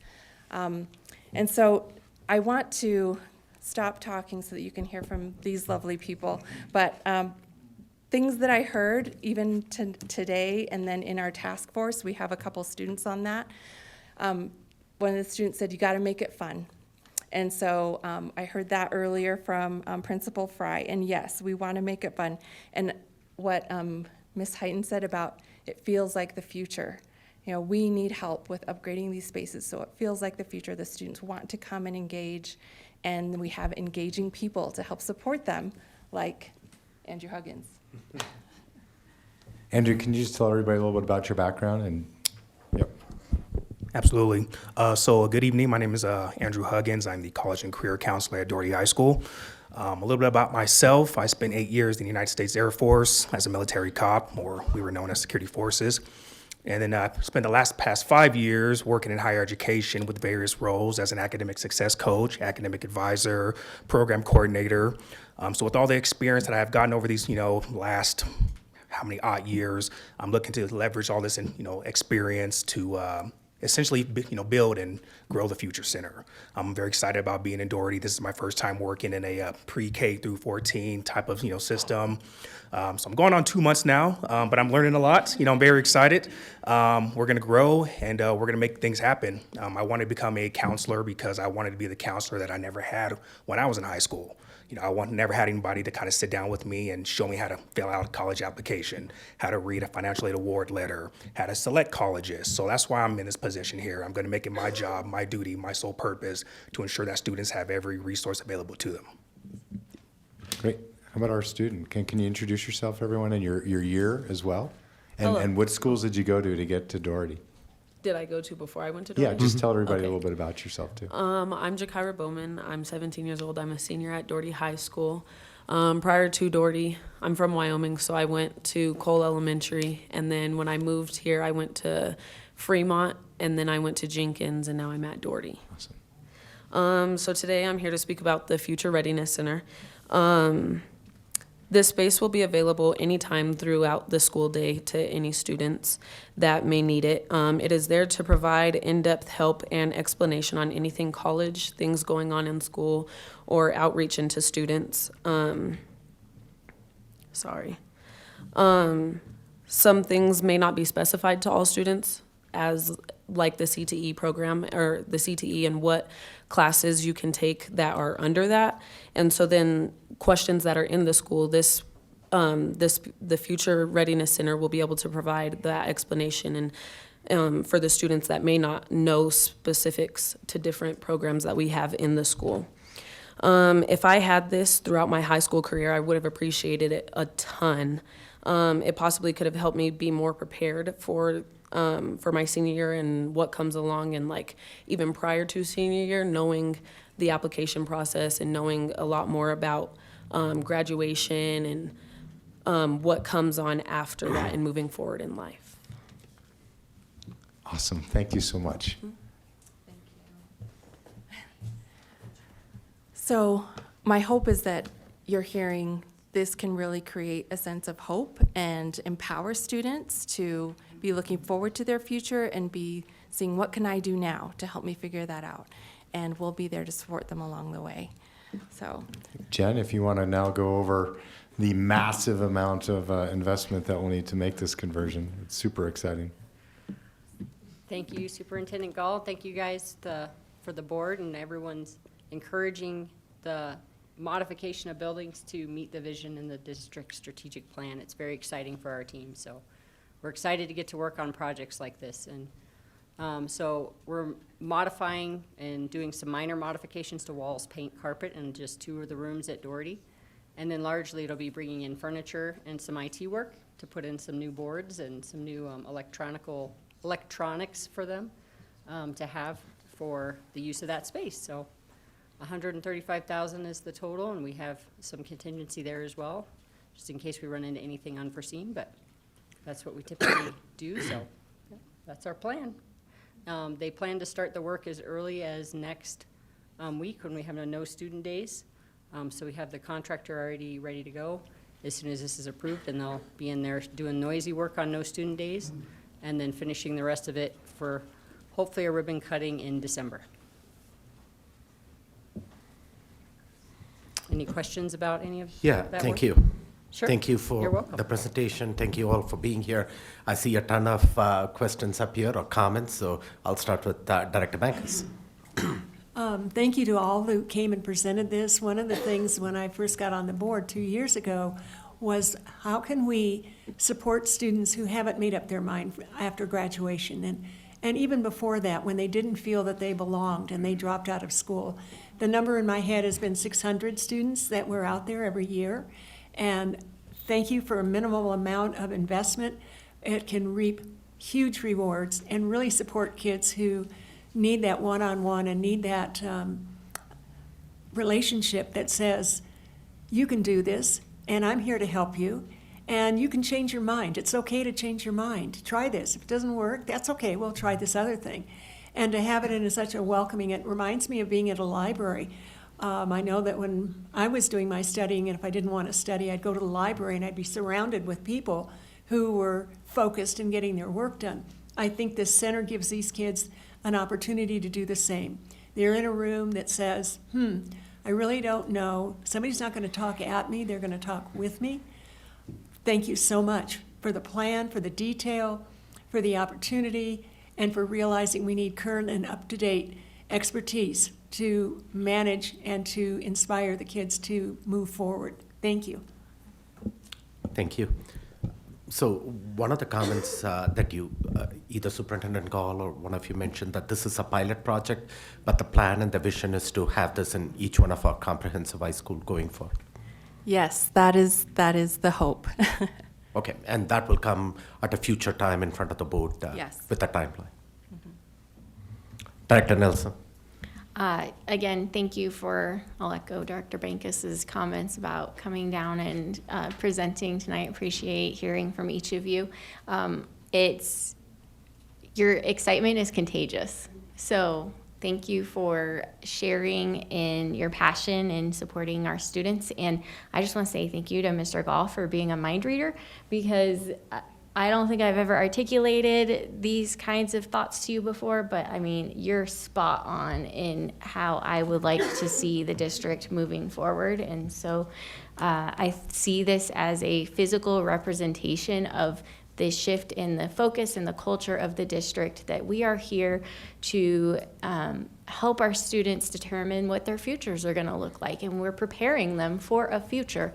And so I love that you've made this pivot in Ms. Skate's position title, and obviously support rolls up into that future-ready conversation. So it's not that we're completely shifting away from the supports that students are going to need, but just really having kind of that outcome mindset, that end game, end goal mindset. And so very exciting, and I will be supporting this funding.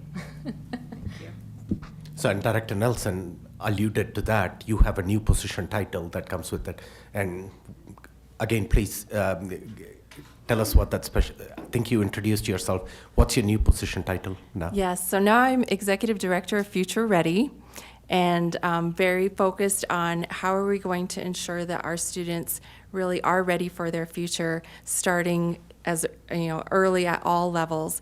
And so it includes working with school counselors still, because they definitely cover the career domain. And so it's igniting their passion again and getting them back into the classroom to really teach students at all levels about different career options. It also includes on track to graduate. You mentioned dropout prevention, where when we have students that are excited about their future and engaged in learning, and they realize, wow, I can get this training while I'm still in high school and be ready to earn like this great salary potentially when I graduate, that's also part of our work, is on track to graduate and dropout prevention. We also we still support mental health needs that our students have, and so that's still within my department, but we've been able to reorgan and really focus on how are we going to ensure that every student is future ready. So I'm very excited about it. Like I said, this is where my heart is really, why I went into education.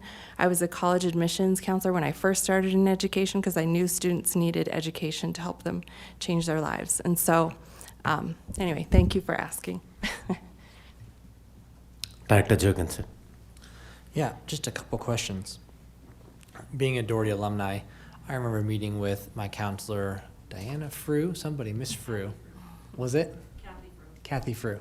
And I remember meeting her from sophomore year on, helping me with take at least 2 years of Spanish. You don't have to do that in college. Take this, rhetoric writing class. You don't do that in college.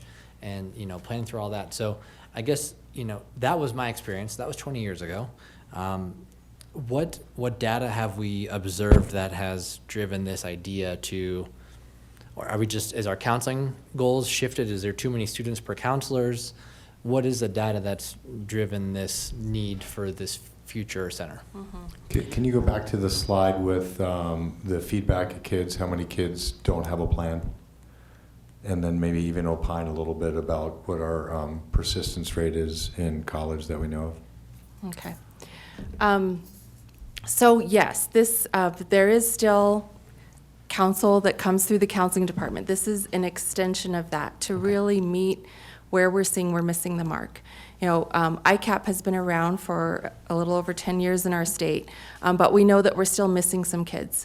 And so by adding these experts that can really engage one-on-one and be connected to what their interests and passions are for students, then we can help close this gap too. And by offering them the opportunities to learn about careers earlier and earlier, that's going to help close the gap on this too. And so I think what I've seen with our counseling staff really over the last few years is there has been a heavy shift in responsive services for all the mental health needs that have come up. And we are still working on systems to support that. At the same time, we do have to, reclaim and refocus. Like, counselors should be in the classroom, not just always responding to whatever emergency comes up, and telling students about what options they have for their future, and really working in that career domain and not just the social emotional. So when I didn't maybe get your point, what did you want me to say on this part? The slide says it right here, which is the data has really driven this. Yeah. If we remember the panorama data really showing this disengagement, this is an extension of the strong counseling supports that we already have. What we're finding is kids aren't really seeing beyond graduation. Some of the anecdotal evidence would be, Dr. Malpacum was with me at the Pike Peak Workforce Center's internship and apprenticeship program. There are 500 internships and apprenticeships available in the city of Colorado Springs, of which the neighboring and including District 11 students were taking 50. And the students that were there, ours as well as other district students, found them on their own. And so to this partnership that we have with the state, and I appreciate Valerie making that announcement tonight, great honor for us to be one of 2 districts in the state that will get that level of support.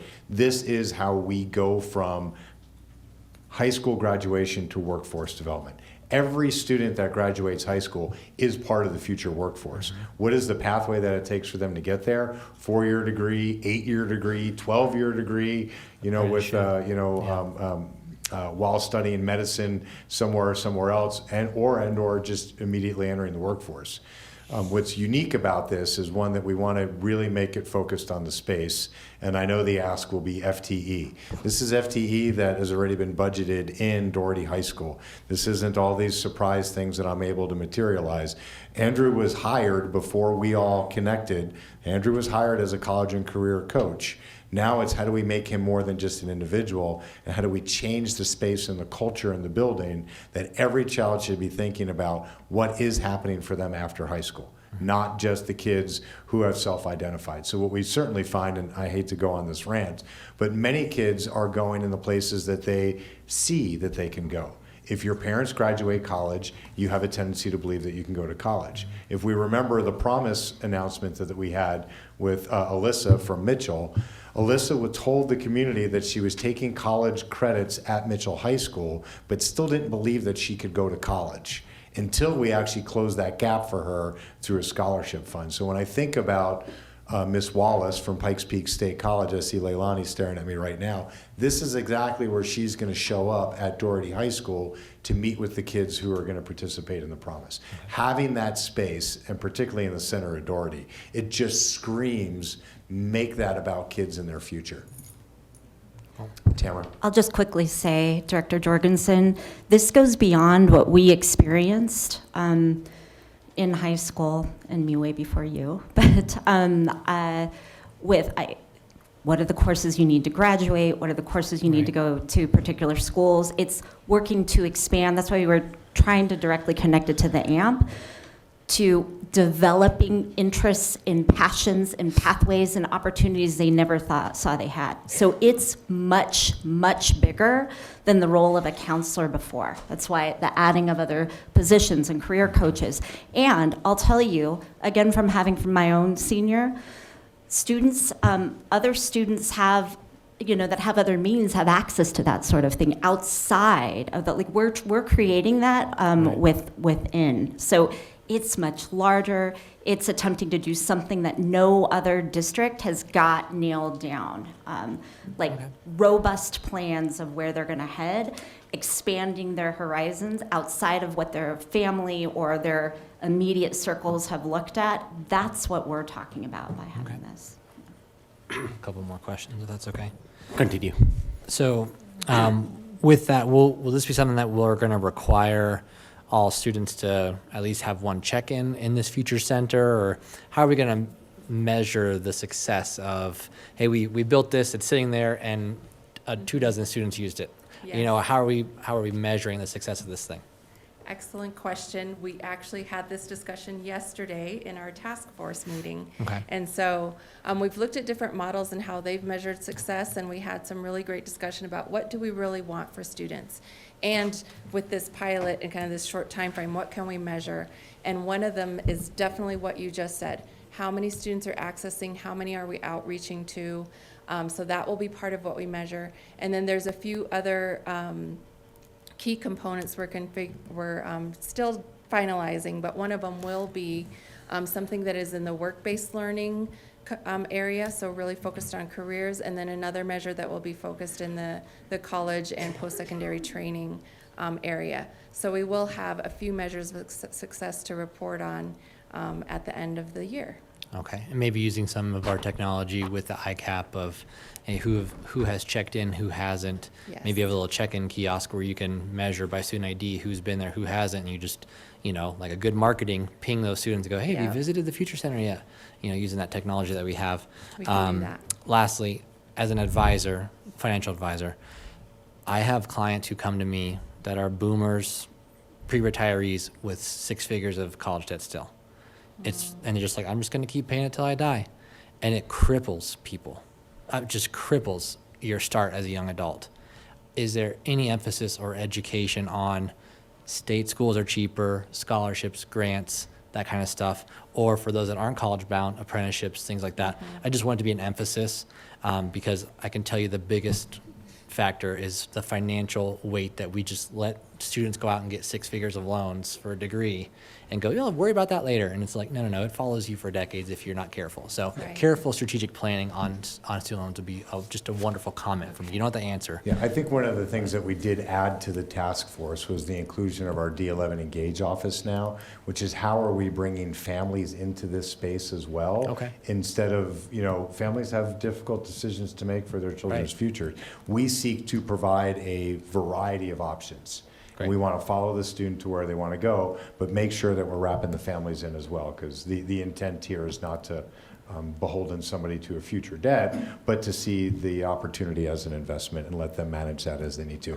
But the skills that we'll be able to provide on scholarship opportunities, on FAFSA completion, and so even though we seek for a ribbon cutting in December, FAFSA is not happening until January this year, is that right? We think so. So December puts us just in front of that curve. Okay, that's all I had. Thank you. Director Ott. Thank you.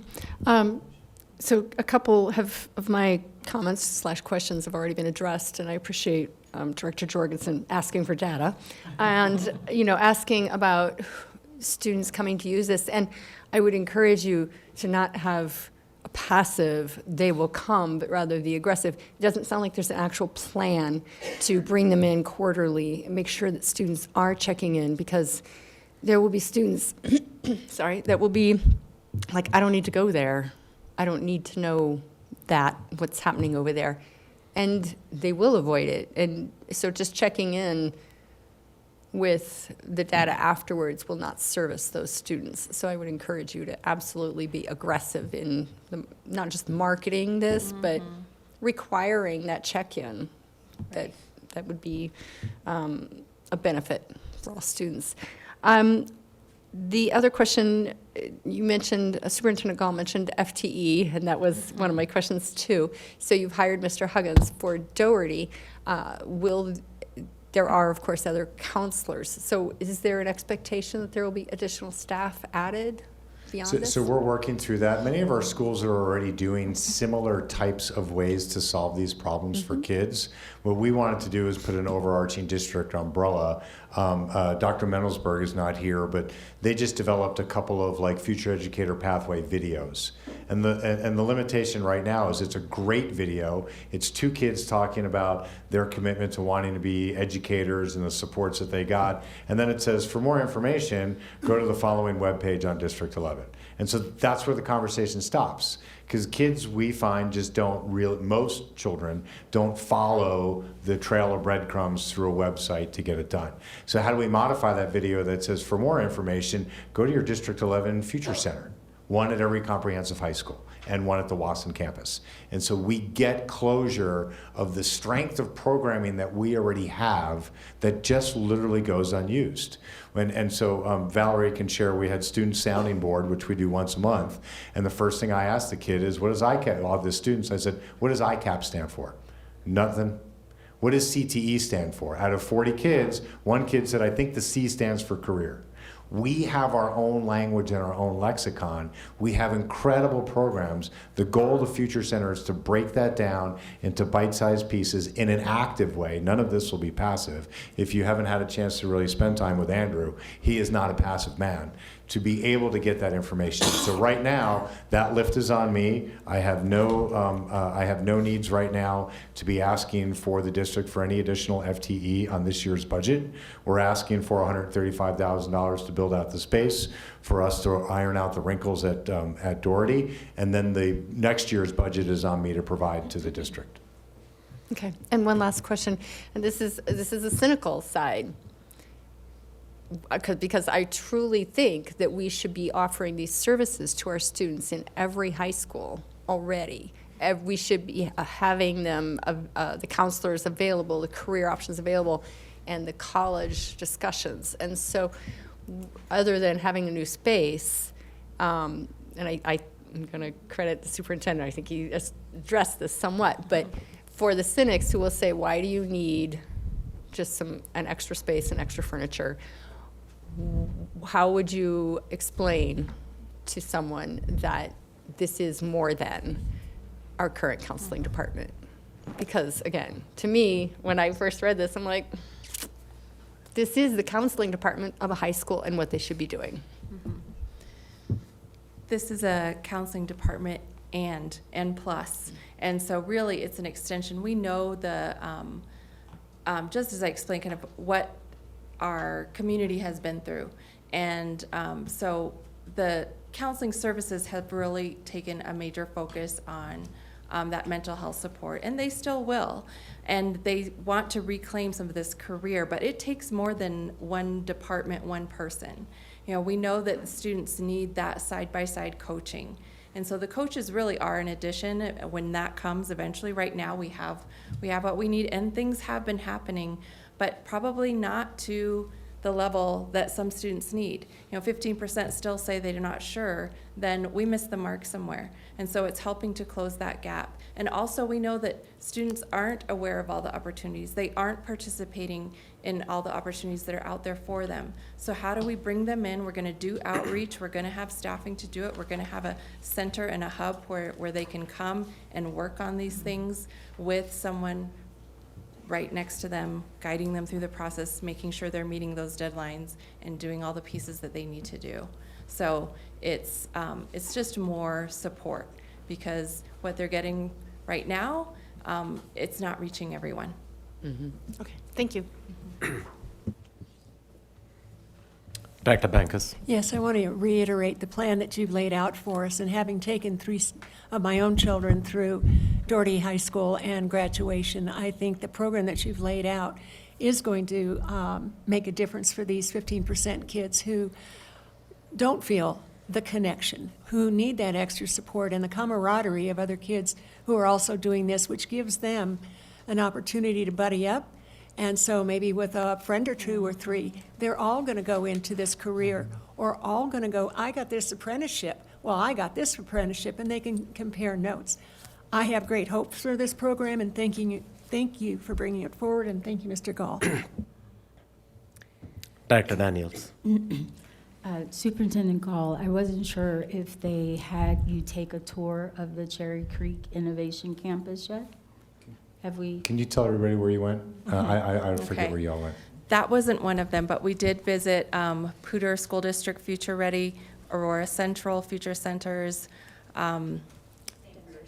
Denver Scholarship Fund, and there was one St. more. Brain. St. Brain School St. Brain. District. Yeah. Great. I was just trying to see where it was connecting, because St. Vrain is powerful. Also, the Cherry Creek Innovation Campus is a powerful place to visit as well. And I know that we have college career nights. We just held one over at Coronado. I was wondering if we could get all of those banners and, all of those, put it all over the wall. And also so we talk about career paths that's not necessarily college. Like, I was in a school in Denver that had posters for students who could repair instruments. I'm like, where can we find those posters and get them up on the wall and make sure, and this is connected to the students getting that 2-year opportunity at Pikes Peak State College, which could help them get into that as well, make sure that they know it's there and how to access that as well. The possibilities are amazing. Now, the Innovation School in Cherry Creek, Julie Johnson brought us to that in 21. She's no longer with us, and she's got a principalship somewhere else, but the point is that place is amazing. And I know that would take a lot for us to get there, but I would love to have it on the radar for us to go and visit and just get a tour of what they've created in that section of town as well. I agree with you. It's not getting to everybody. As a substitute teacher, being in those buildings, I get it all the time. I'm always shocked when speaking with high schoolers. You didn't know? I need you to go talk to the counselor right now. Your parents don't know? You need to go get them and bring them back to the building. So there is a breakdown somewhere. I'm glad you guys are addressing it, and I'm hoping that it will also lift the boats, because if there are some distractions, if you will, with it not coming out and to the students, we would love to have that, how do you say it, becoming single-minded. We're all singly going in the same direction, and it's for the students, right? So thank you, I appreciate it. I'm excited to see it, and having all those pennants on the wall and the excitement of it all. It's so fabulous. Yes, thank you.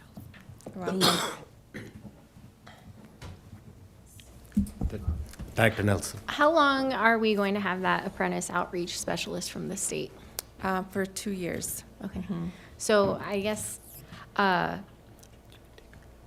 just thinking through logistics. Like, We have several plumbing companies in the city, and how do we connect with those individuals and actually find out, do you have apprenticeships? Can we connect our students with you? That sort of thing. So is that what this individual will do?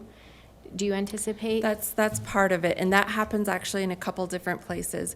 The apprenticeships in particular that this is coming from is from the Colorado Department of Labor and Employment, and so these specifically businesses have to register with the state if they want to be a registered apprenticeship program. And so we have several of them in our city that already exist, but also this person will be doing outreach to see what new opportunities exist. And then we also have that work happening through some internship and job shadow opportunities with our work-based learning coordinator, Melissa Smith, with our community partnerships like with Pikes Peak Business Education Alliance, and so there's a few different pockets, but yeah, there's lots of opportunity, and it's a lot to sift through, so that's why we need people to help navigate.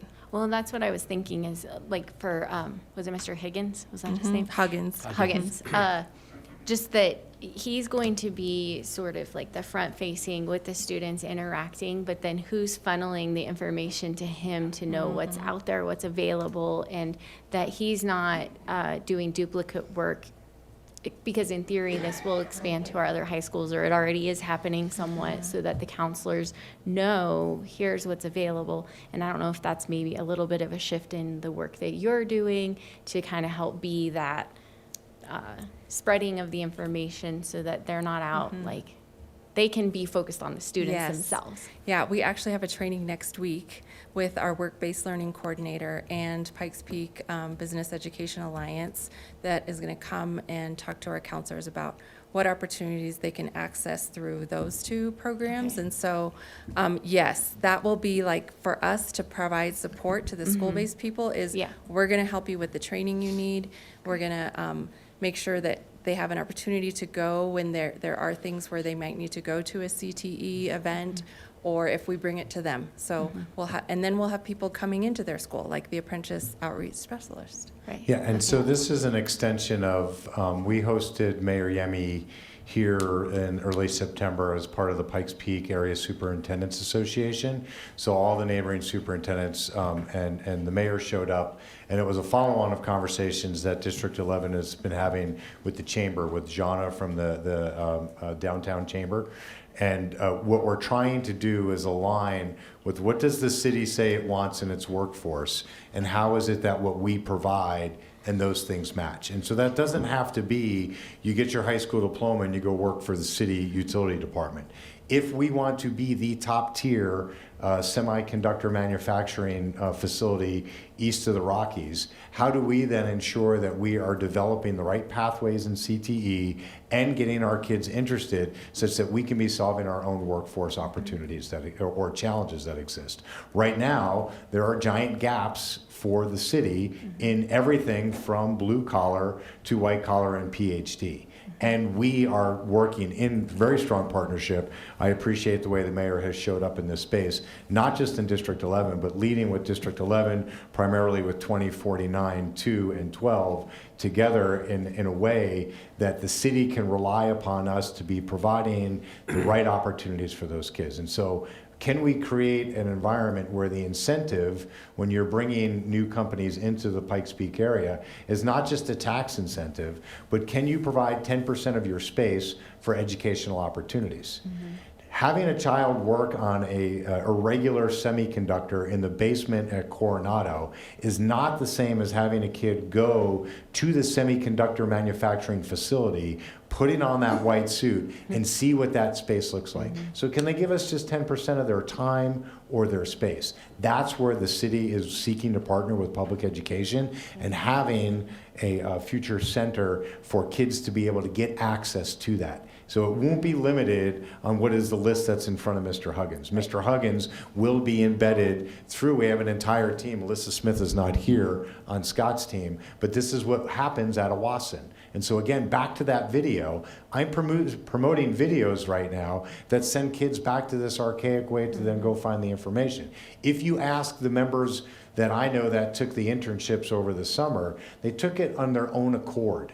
They went and they found it. They researched internships available in Pikes Peak area. They found a webpage through Pikes Peak. Business Education Alliance. Right, thank you. Bob's organization. I Yep. just know by the people that I work with. And Bob is doing great work, but Bob is waiting for us to go find it. That can't be our answer for kids. And so just to reiterate, what we ask this district to do is what we ask to happen in the classroom every day.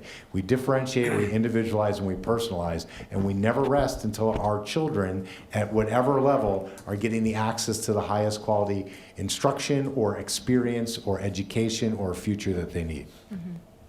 So I guess, do you have a timeline at all of when we would expand this to the other schools? And I guess when can we shift that FTE? Maybe it's not necessarily the construction happening, but shift that FTE So focus. the other piece that's behind here is Valerie is standing in front of the board as the first one of many task forces that we've put together. We took single projects and we laid them across the organization on a diagonal and said, instead of Tamara, go build me a future center and assign it to Valerie, Valerie is representing individuals from many different parts of the organization. And so what we don't know is what we don't know yet. What will the pilot look like? How are we going to operationalize that? Can we get every senior? What I'd love to say right now is we're going to get every senior through the Future Center by the end of January if we can do a ribbon cutting in December. And I expect 20 to 30% of those kids are going to really grab onto it. Probably 30% of them or a third are going to say, I already have a plan and we're going to move them right out. How do we then get that to the other buildings? We're not sure of that yet, but we're going to start at Doherty first. Yeah. And you said that outreach specialist from the state comes in January? Is that right? So I'm just also thinking, like, how do we get the most out of them for all of our schools? So that's where that question came from. Thank you. Okay. Seeing no further questions, I don't have any questions. I just love this idea that was brought in front of the board.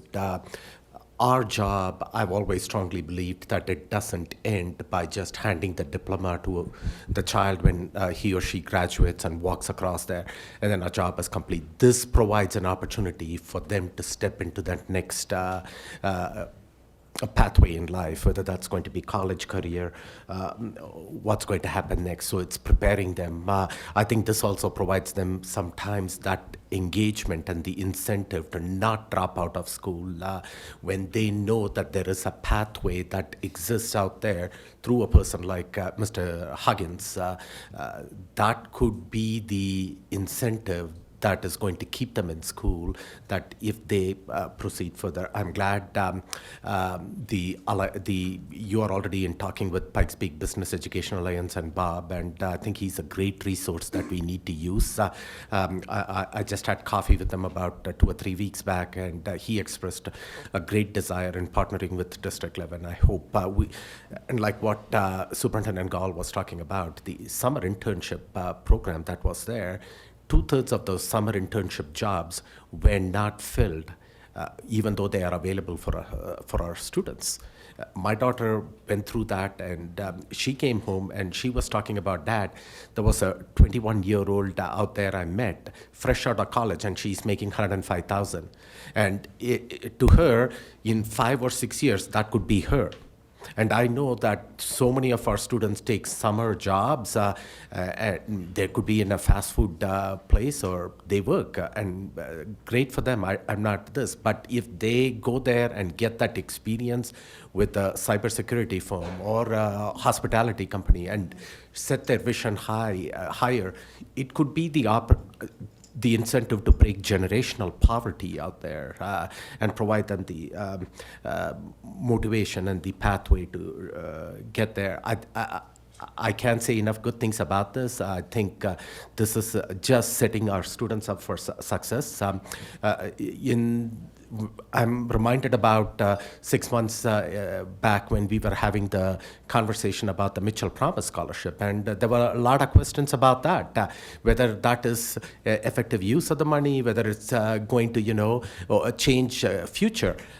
And we found out that 35, 40 students accessed that the first year, and they said that that was life-changing experience for them right now. And now, from that little seed that was planted, a month back, Mitchell Promise became the promise where every high school student has this opportunity. So little ideas that come, creative ideas, even though they may be out of the box creative ideas, I'm glad that the district is exploring that idea. So with that, I express my full support. Roll call, please, Melissa. Okay. If we can get the comments in before the Yeah, I final just wanted to say that years ago, we did have 2-year free college, years ago, and they took it away. So Okay. I'm happy that we're bringing it back, so thank Okay, you. thank you. Okay, roll call, please, Melissa.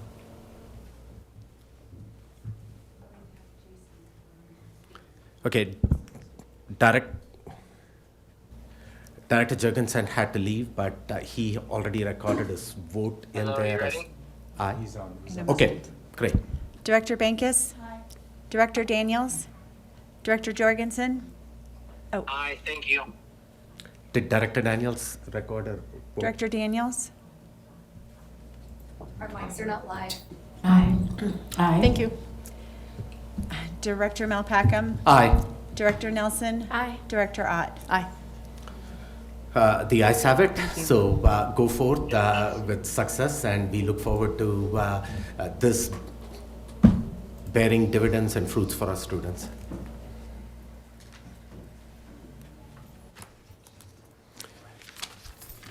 The next action item on the agenda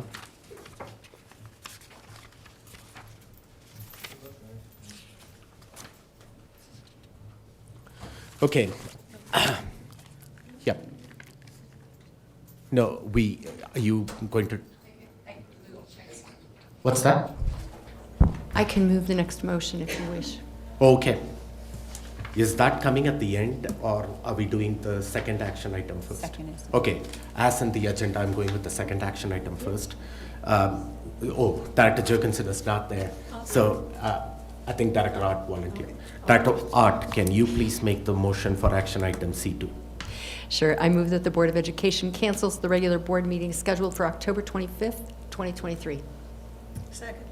Moved and seconded. So just to be completely transparent, when I was working with Ms. Olson and then Superintendent Gall and looking at the agenda for next week, initially there was no action or non-action items on the agenda at all. I think this action item which was added at this point in time, which is the Doherty High School Future Center, was added in the last minute. So since there was nothing on the agenda next week, Superintendent Gall suggested that we can cancel that meeting.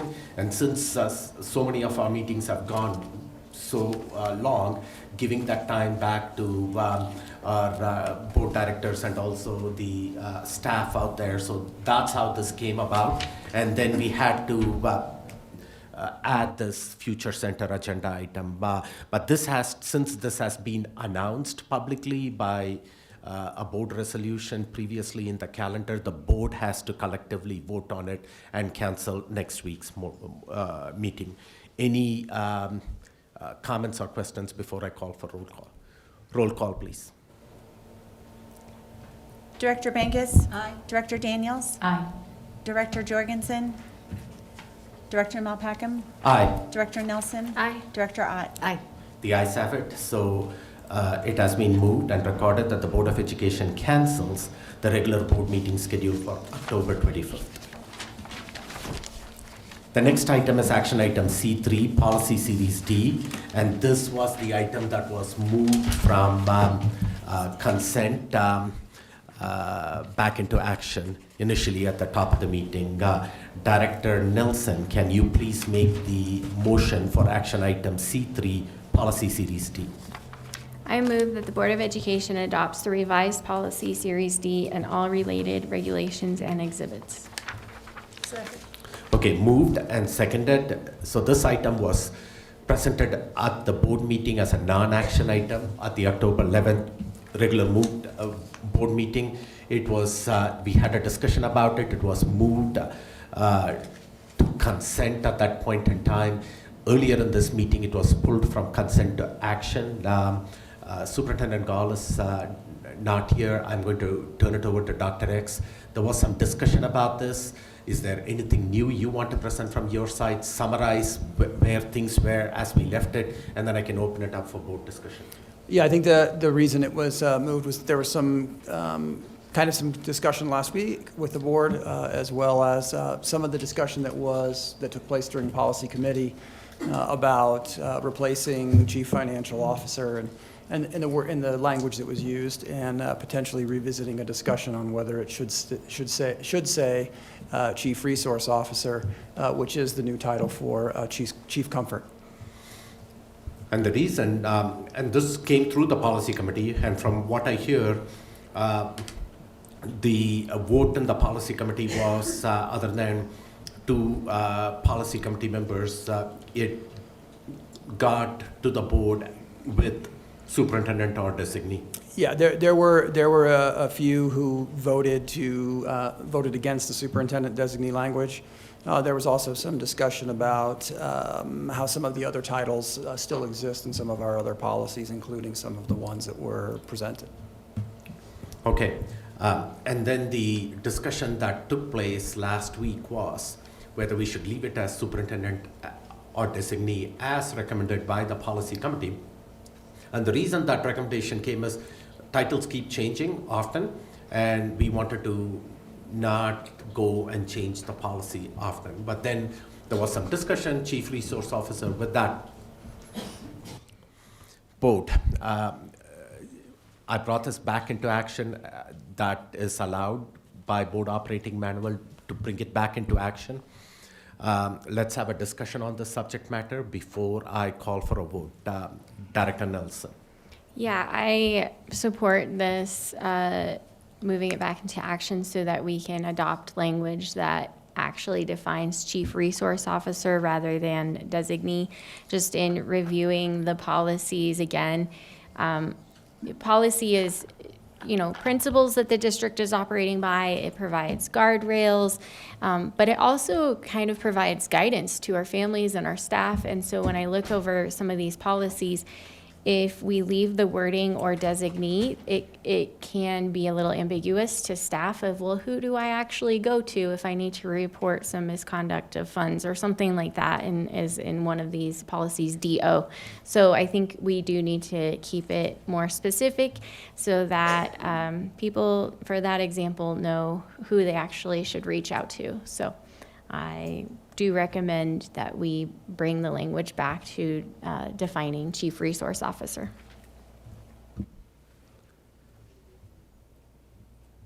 Director Ott. Thank you. I'd like to make an amendment along those lines. Okay. I move to amend the main motion by adding the words, by changing all original references. No, actually, it's not going to be adding these words, but I would like to amend the main motion to change all original references to the chief financial officer to chief resource officer instead of superintendent or designee, and striking out the words deputy superintendent in policy DFA under the first bullet of authorization to transact investments. All right. So moved and seconded.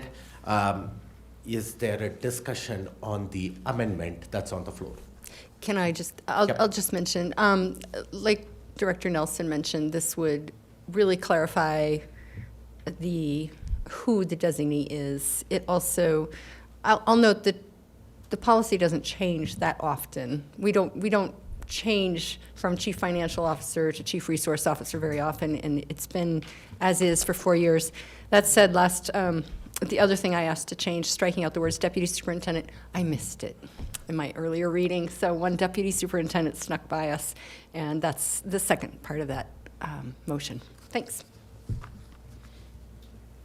Director Nelson. Just to clarify, there is already language stating superintendent, so we're not removing the superintendent. We are just changing chief financial officer to chief resource officer. I don't know. I felt like there might have been some confusion. Thank you. So let's vote on the amendment right now. Roll call. The amendment that's on the floor that Director Ott read. And it was moved and seconded. Do you want me to read that again? You can if you'd like. Okay. And if I captured that right, it's moved and seconded to add the words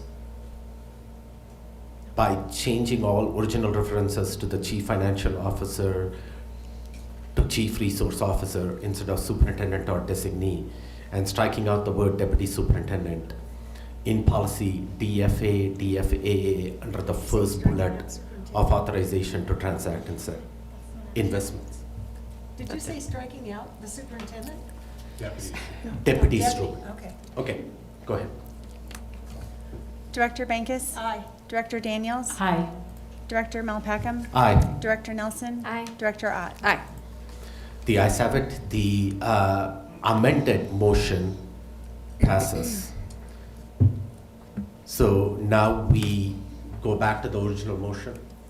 If, So the motion as amended was adopted. okay, So we're good, we are good. because the entire motion was amended Okay, at that time. okay. So we don't need to go back to the main motion. I'm just asking, do we need to go back to the main motion? You know what, I think you're right, we do. So you agreed to add, to insert the words, and now, if adopted, the motion will read. I think you should read that out loud. Okay. Or now that it's been amended and seconded. It's been amended, so the adopted main motion now, that the board, do you want me to make the motion on that? Does somebody need to make a motion on that? They already did. Yeah, that Okay. motion was already, It was already moved and seconded. right. Then there was an amendment. So now we just The have to amendment vote. was approved, Okay, and now we go back to the original amendment. A motion. As a- Original mo- motion. yeah, With the motion, amendment. as Okay. amended. Motion as amended. Yeah, and take a vote on that. yes, okay. So,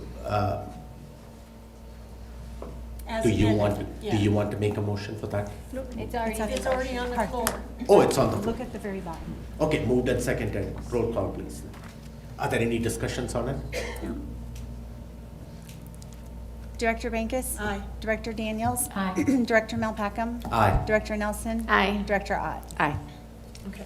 The ayes have it. So after a lengthy discussion and back and forth conversations, we finally have, you have the guidance that you need, and then you can revise all the policies accordingly and post it on board docs at the appropriate, the soonest, earliest possible convenience.